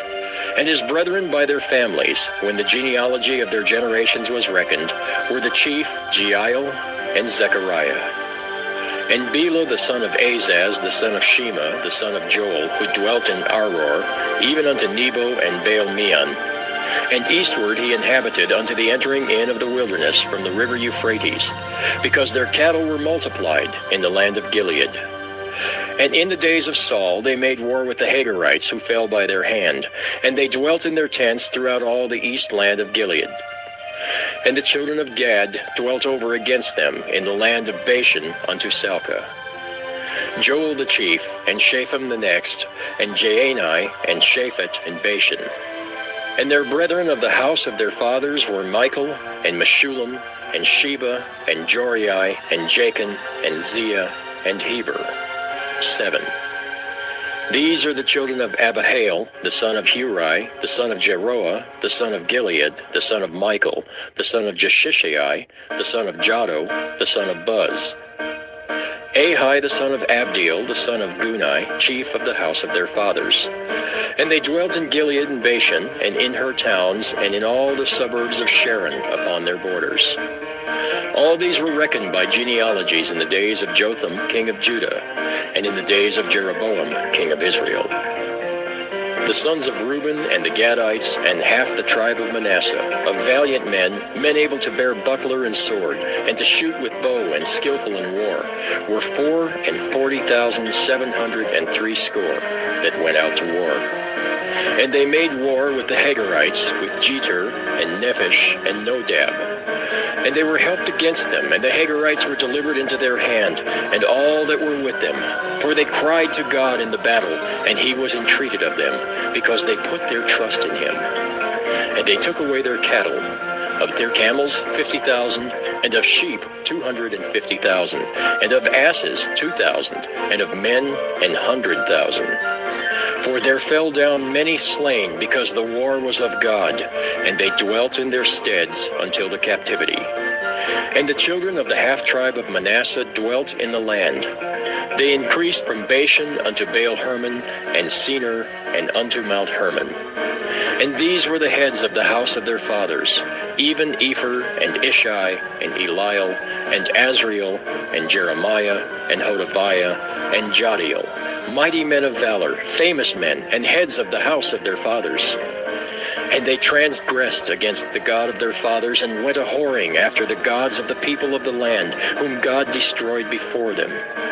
And the God of Israel stirred up the spirit of Pul, king of Assyria, and the spirit of Tilgath-Pilneser, king of Assyria, and he carried them away, even the Reubenites and the Gadites and the half-tribe of Manasseh, and brought them unto Halah and Habor and Hara, and to the river Gozan unto this day.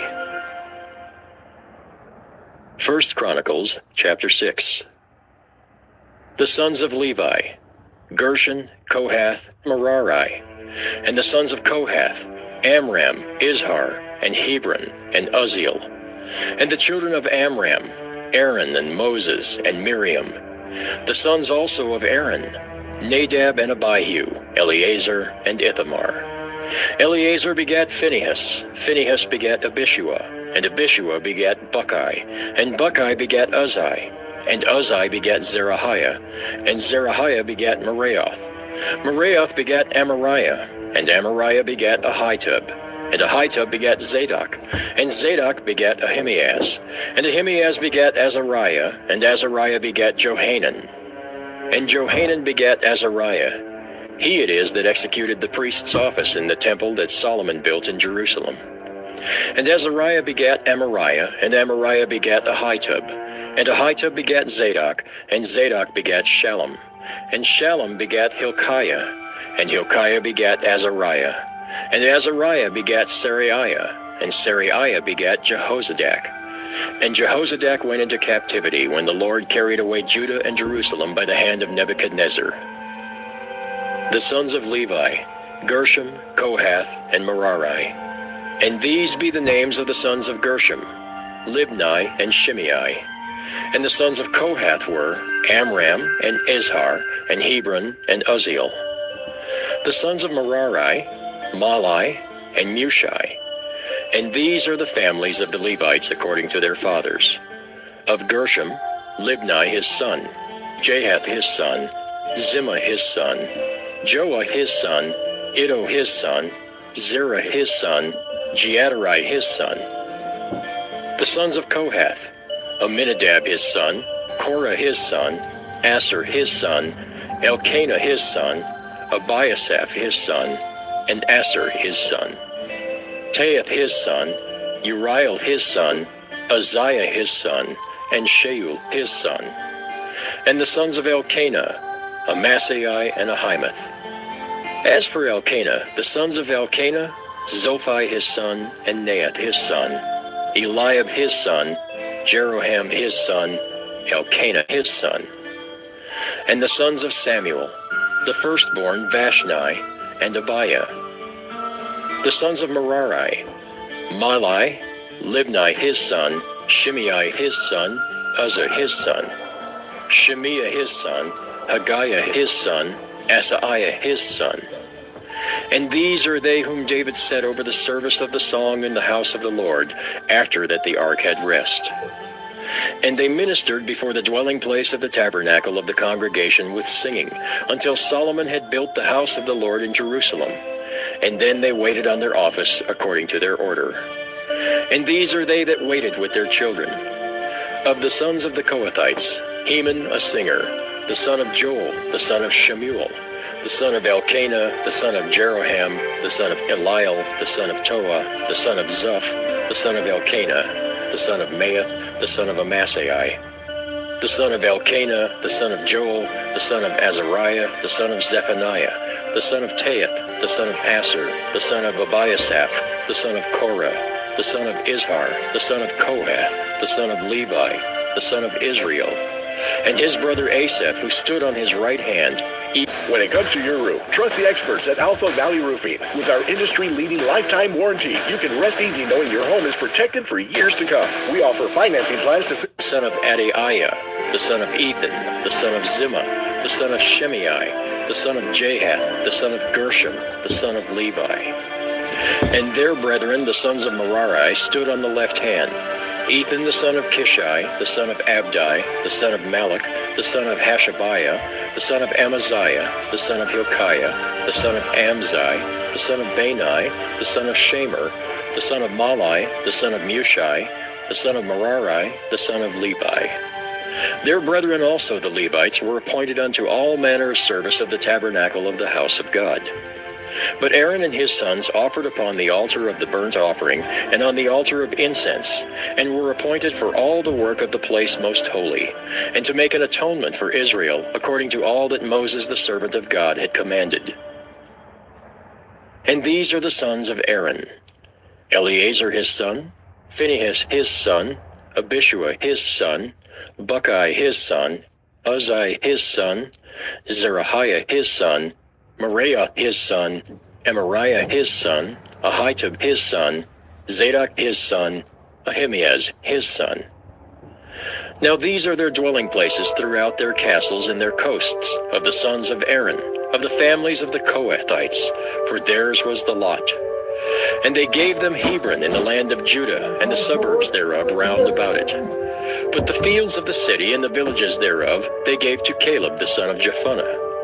And to the sons of Aaron they gave the cities of Judah, namely, Hebron the city of refuge, and Libnah with her suburbs, and Jatir, and Eshtemoa with their suburbs, and Hilan with her suburbs, Deber with her suburbs, and Ashan with her suburbs, and Bethshemesh with her suburbs.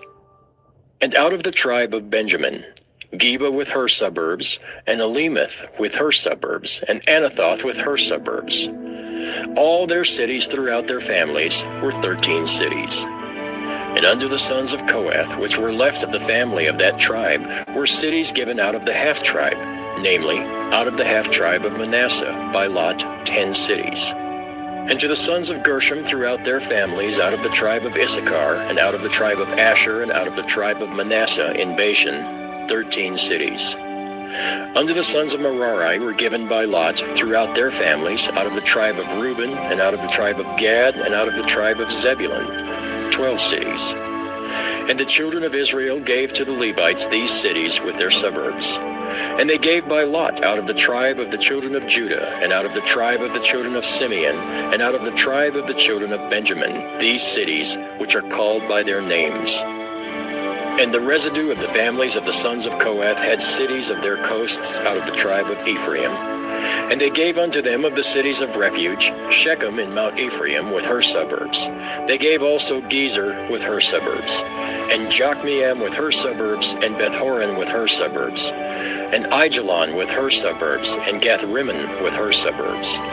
And out of the half-tribe of Manasseh, Aner with her suburbs, Bileam with her suburbs, for the family of the remnant of the sons of Kohath. Unto the sons of Gershom were given out of the family of the half-tribe of Manasseh, Golan and Bashan with her suburbs, and Ashtaroth with her suburbs. And out of the tribe of Issachar, Kedesh with her suburbs, Daberath with her suburbs, and Ramoth with her suburbs, and Anam with her suburbs. And out of the tribe of Asher, Mashal with her suburbs, and Abdon with her suburbs, and Hukok with her suburbs, and Rehob with her suburbs. And out of the tribe of Naphtali, Kedesh in Galilee with her suburbs, and Hammon with her suburbs, and Kirjath-aim with her suburbs. Unto the rest of the children of Merari were given out of the tribe of Zebulun, Rimmon with her suburbs, Tabor with her suburbs. And on the other side Jordan by Jericho, on the east side of Jordan, were given them out of the tribe of Reuben, Bezer in the wilderness with her suburbs, and Jahzah with her suburbs, Kedemoth also with her suburbs, and Mephaath with her suburbs. And out of the tribe of Gad, Ramoth in Gilead with her suburbs, and Mahanaim with her suburbs, and Heshbon with her suburbs, and Jazer with her suburbs. 1 Chronicles chapter 7. Now the sons of Issachar were Tola and Puah, Jashub and Shimram, 4. And the sons of Tola, Uzai and Rephaiah, and Jeriel and Jamai and Jibsam and Shemuel, heads of their father's house, to wit, of Tola. They were valiant men of might in their generations, whose number was in the days of David 22,600. And the sons of Uzai, Izrahiah, and the sons of Izrahiah, Michael and Obadiah and Joel, Ishiah, 5, all of them chief men. And with them by their generations after the house of their fathers were bands of soldiers for war, 36,000 men, for they had many wives and sons. And their brethren among all the families of Issachar were valiant men of might, reckoned in all by their genealogies 7,000. The sons of Benjamin, Bela and Becher and Jediael, 3.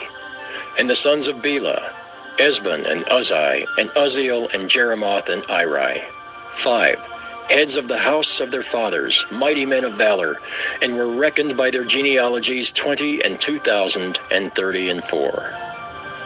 And the sons of Becher, Zemira and Joash and Eliezer, and Elioenai and Omri and Jeremoth, and Abiah and Anathoth and Alameth. All these are the sons of Becher. And the number of them after their genealogy by their generations, heads of the house of their fathers, mighty men of valor, was 20,200. The sons also of Jediael, Bilhan, and the sons of Bilhan, Jeish, and Benjamin, and Ehud, and Canaanah, and Zethan, and Tharshish, and Ahishahar. All these, the sons of Jediael, by the heads of their fathers, mighty men of valor, were 17,200 soldiers, fit to go out for war and battle. Shuppim also, and Huppim, the children of and Hushim, the sons of Aher. The sons of Naphtali, Jaziel, Gunai, Jezer, and Shallum, the sons of Bilhah. The sons of Manasseh, Ashriel, whom she bare. But his concubine, the Aramitess, bare Machir, the father of Gilead. And Machir took to wife the sister of Huppim and Shuppim, whose sister's name was Maacah. And the name of the second was Zelophehad, and Zelophehad had daughters. And Maacah, the wife of Machir, bare a son, and she called his name Perish, and the name of his brother was Sheresh, and his sons were Ulam and Rakem. And the sons of Ulam, Bedan. These were the sons of Gilead, the son of Machir, the son of Manasseh. And his sister Hamoleketh bare Ishad, and Abiezer, and Mahalah. And the sons of Shemida were Ahian, and Shechem, and Likai, and Anaim. And the sons of Ephraim, Shuthelah, and Bered his son, and Tahath his son, and Eladah his son, and Tahath his son. And Zabad his son, and Shuthelah his son, and Ezer and Eliad, whom the men of Gath that were born in that land slew, because they came down to take away their cattle. And Ephraim their father mourned many days, and his brethren came to comfort him.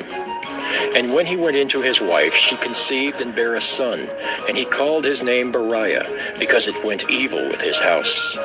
And his daughter was Shira, who built Beth-horon the nether and the upper, and Uzzan Shira.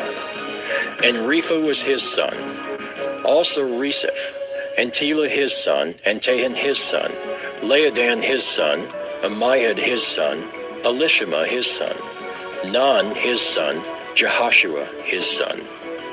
And their possessions and habitations were Bethel and the towns thereof, and eastward Naaran, and westward Gezer with the towns thereof, Shechem also and the towns thereof, unto Gaza and the towns thereof.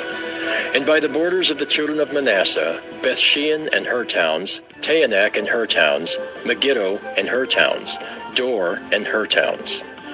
In these dwelt the children of Joseph, the son of Israel.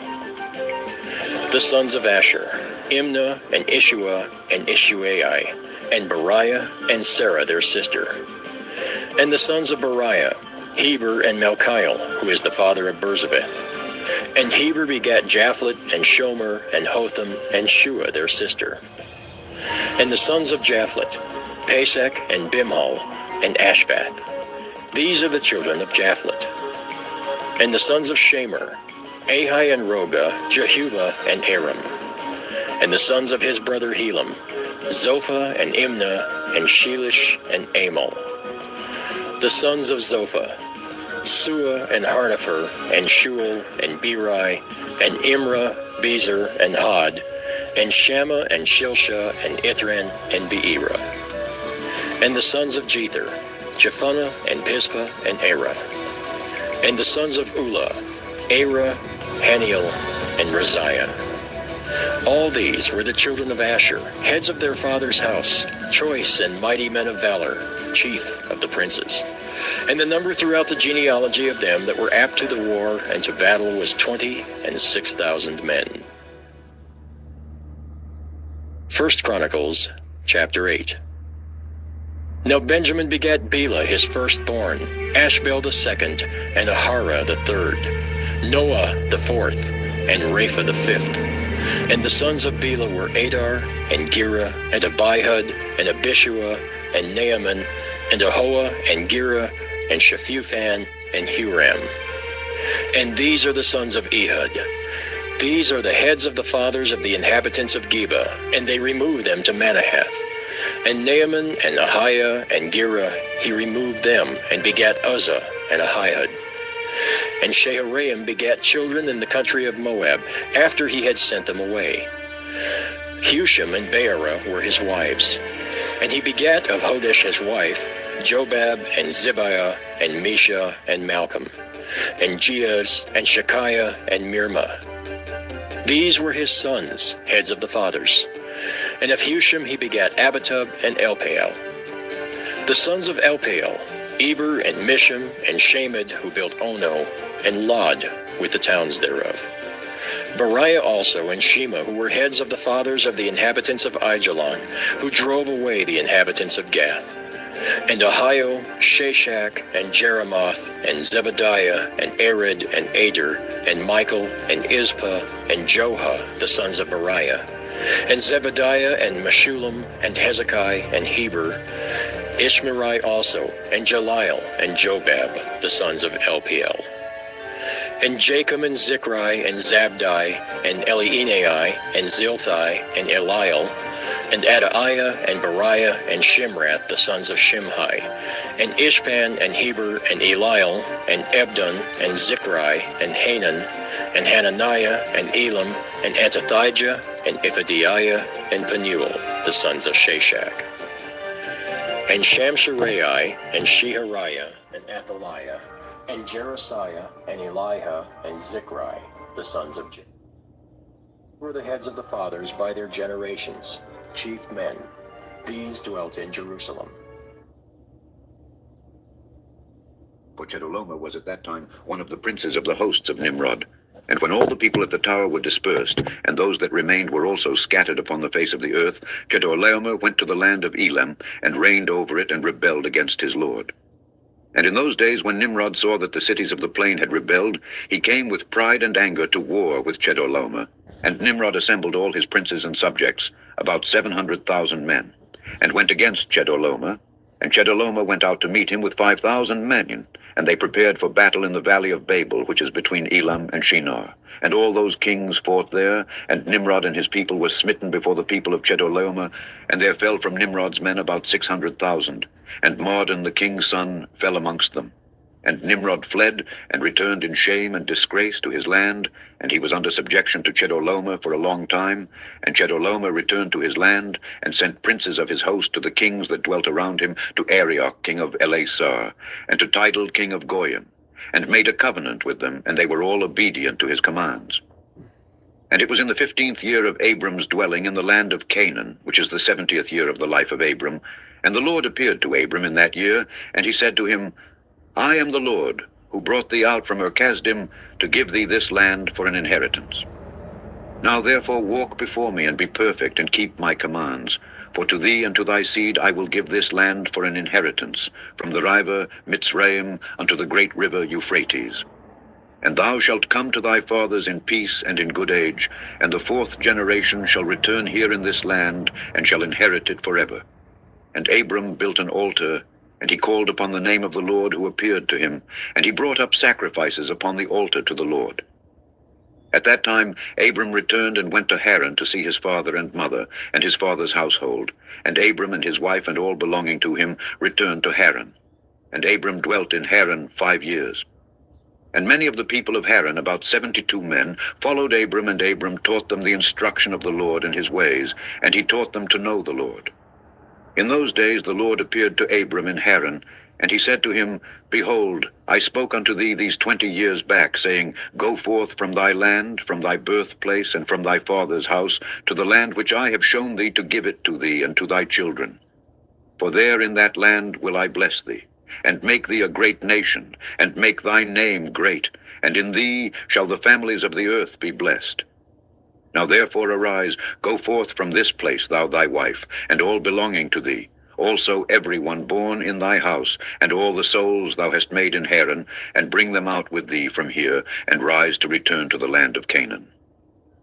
And Abram arose, and took his wife Sarai, and all belonging to him, and all that were born to him in his house, and the souls which they had made in Haran. And they came out to go to the land of Canaan. And Abram went and returned to the land of Canaan, according to the word of the Lord. And Lot, the son of his brother Haran, went with him. And Abram was 75 years old when he went forth from Haran to return to the land of Canaan. And he came to the land of Canaan according to the word of the Lord to Abram. And he pitched his tent, and he dwelt in the plain of Mamre, and with him was Lot his brother's son, and all belonging to him. And the Lord again appeared to Abram and said, To thy seed will I give this land. And he there built an altar to the Lord who appeared to him, which is still to this day in the plains of Mamre. Chapter 14. In those days there was in the land of Shinar a wise man who had understanding in all wisdom, and of a beautiful appearance, but he was poor and indigent. His name was Rikayon, and he was hard set to support himself. And he resolved to go to Egypt, to Oswiris, the son of Anom, king of Egypt, to show the king his wisdom. For perhaps he might find grace in his sight, to raise him up and give him maintenance. And Rikayon did so. And when Rikayon came to Egypt, he asked the inhabitants of Egypt concerning the king, and the inhabitants of Egypt told him the custom of the king of Egypt. For it was then the custom of the king of Egypt that he went from his royal palace and was seen abroad only 1 day in the year. And after that, the king would return to his palace to remain there. And on the day when the king went forth, he passed judgment in the land, and everyone having a suit came before the king that day to obtain his request.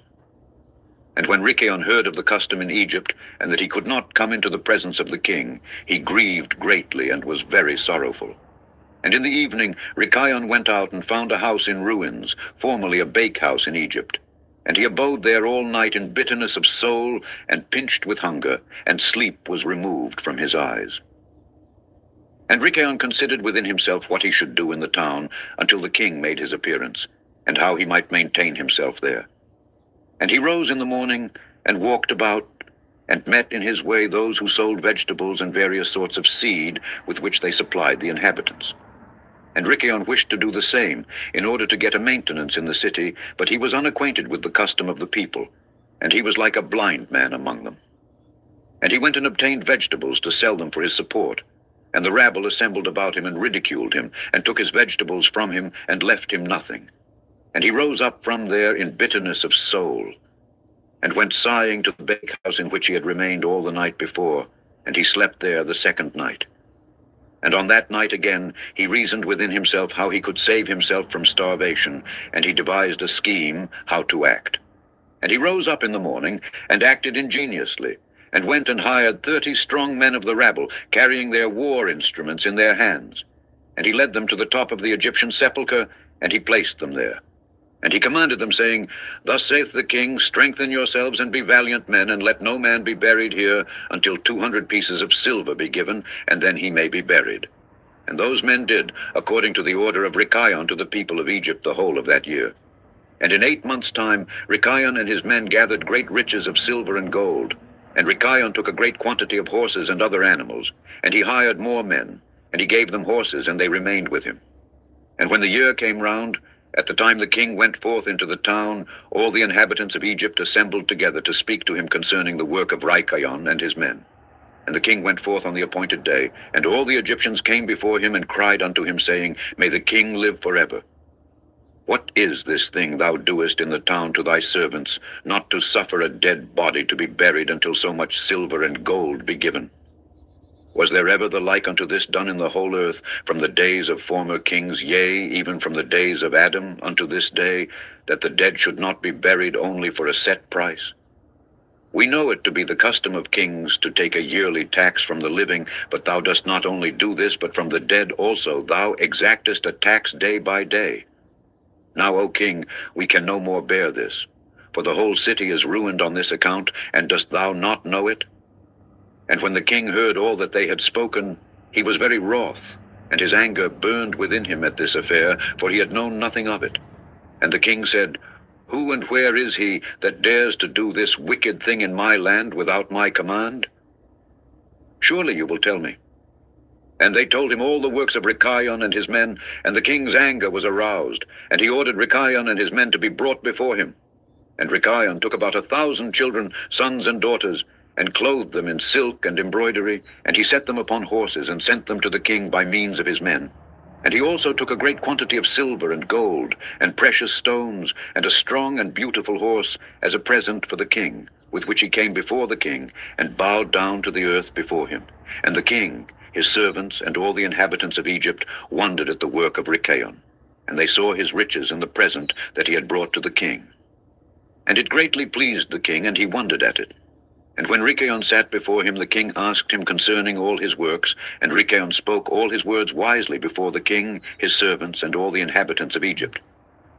And when the king heard the words of Rikayon and his wisdom, Rikayon found grace in his sight, and he met with grace and kindness from all the servants of the king, and from all the inhabitants of Egypt, on account of his wisdom and excellent speeches, and from that time they loved him exceedingly.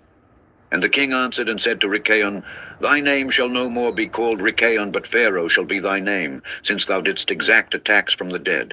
And he called his name Pharaoh. And the king and his subjects loved Rikayon for his wisdom, and they consulted with all the inhabitants of Egypt to make him prefect under the king. And all the inhabitants of Egypt and its wise men did so, and it was made a law in Egypt. And they made Rikayon Pharaoh prefect under Osiris king of Egypt, and Rikayon Pharaoh governed over Egypt, daily administering justice to the whole city, but Osiris the king would judge the people of the land one day in the year, when he went out to make his appearance. And Rikayon Pharaoh cunningly usurped the government of Egypt, and he exacted a tax from all the inhabitants of Egypt. And all the inhabitants of Egypt greatly loved Rikayon Pharaoh, and they made a decree to call every king that should reign over them and their seed in Egypt Pharaoh. Therefore all the kings that reigned in Egypt from that time forward were called Pharaoh unto this day. Chapter 15. And in that year there was a heavy famine throughout the land of Canaan, and the inhabitants of the land could not remain on account of the famine, for it was very grievous. And Abram and all belonging to him rose and went down to Egypt on account of the famine. And when they were at the brook Mitzraim, they remained there some time to rest from the fatigue of the road. And Abram and Sarai were walking at the border of the brook Mitzraim. And Abram beheld his wife Sarai, that she was very beautiful. And Abram said to his wife Sarai, Since God has created thee with such a beautiful countenance, I am afraid of the Egyptians, lest they should slay me and take thee away, for the fear of God is not in these places. Surely then thou shalt do this. Say thou art my sister to all that may ask thee, in order that it may be well with me, and that we may live, and not be put to death. And Abram commanded the same to all those that came with him to Egypt on account of the famine. Also his nephew Lot he commanded, saying, If the Egyptians ask thee concerning Sarai, say she is the sister of Abram. And yet with all these orders Abram did not put confidence in them, but he took Sarai and placed her in a chest, and concealed it amongst their vessels. For Abram was greatly concerned about Sarai on account of the wickedness of the Egyptians. And Abram and all belonging to him rose up from the brook Mitzraim, and came to Egypt. And they had scarcely entered the gates of the city, when the guard stood up to them, saying, Give tithe to the king from what you have, and then you may come into the town. And Abram and those that were with him did so. And Abram with the people that were with him came to Egypt. And when they came, they brought the chest in which Sarai was concealed, and the Egyptians saw the chest.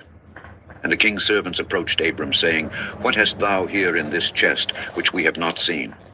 Now open thou the chest, and give tithe to the king of all that it contains. And Abram said, This chest I will not open, but all you demand upon it I will give. And Pharaoh's officers answered Abram, saying, It is a chest of precious stones. Give us the 10th thereof. Abram said, All that you desire I will give, but you must not open the chest.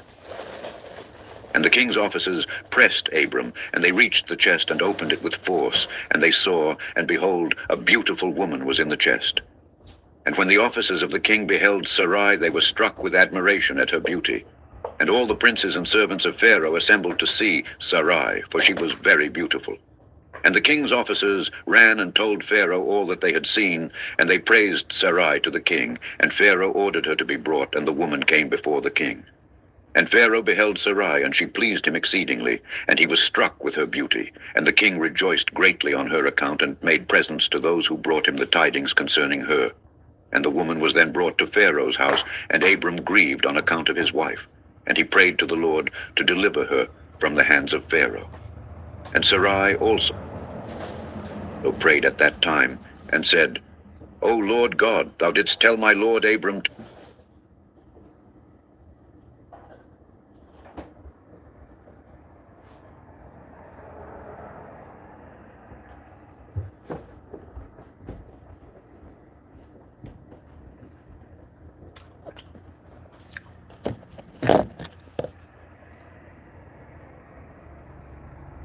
go among us, and we left our land. These things did Benaiah the son of Jehoiada, and had the name among the 3 mighties. Behold, he was honored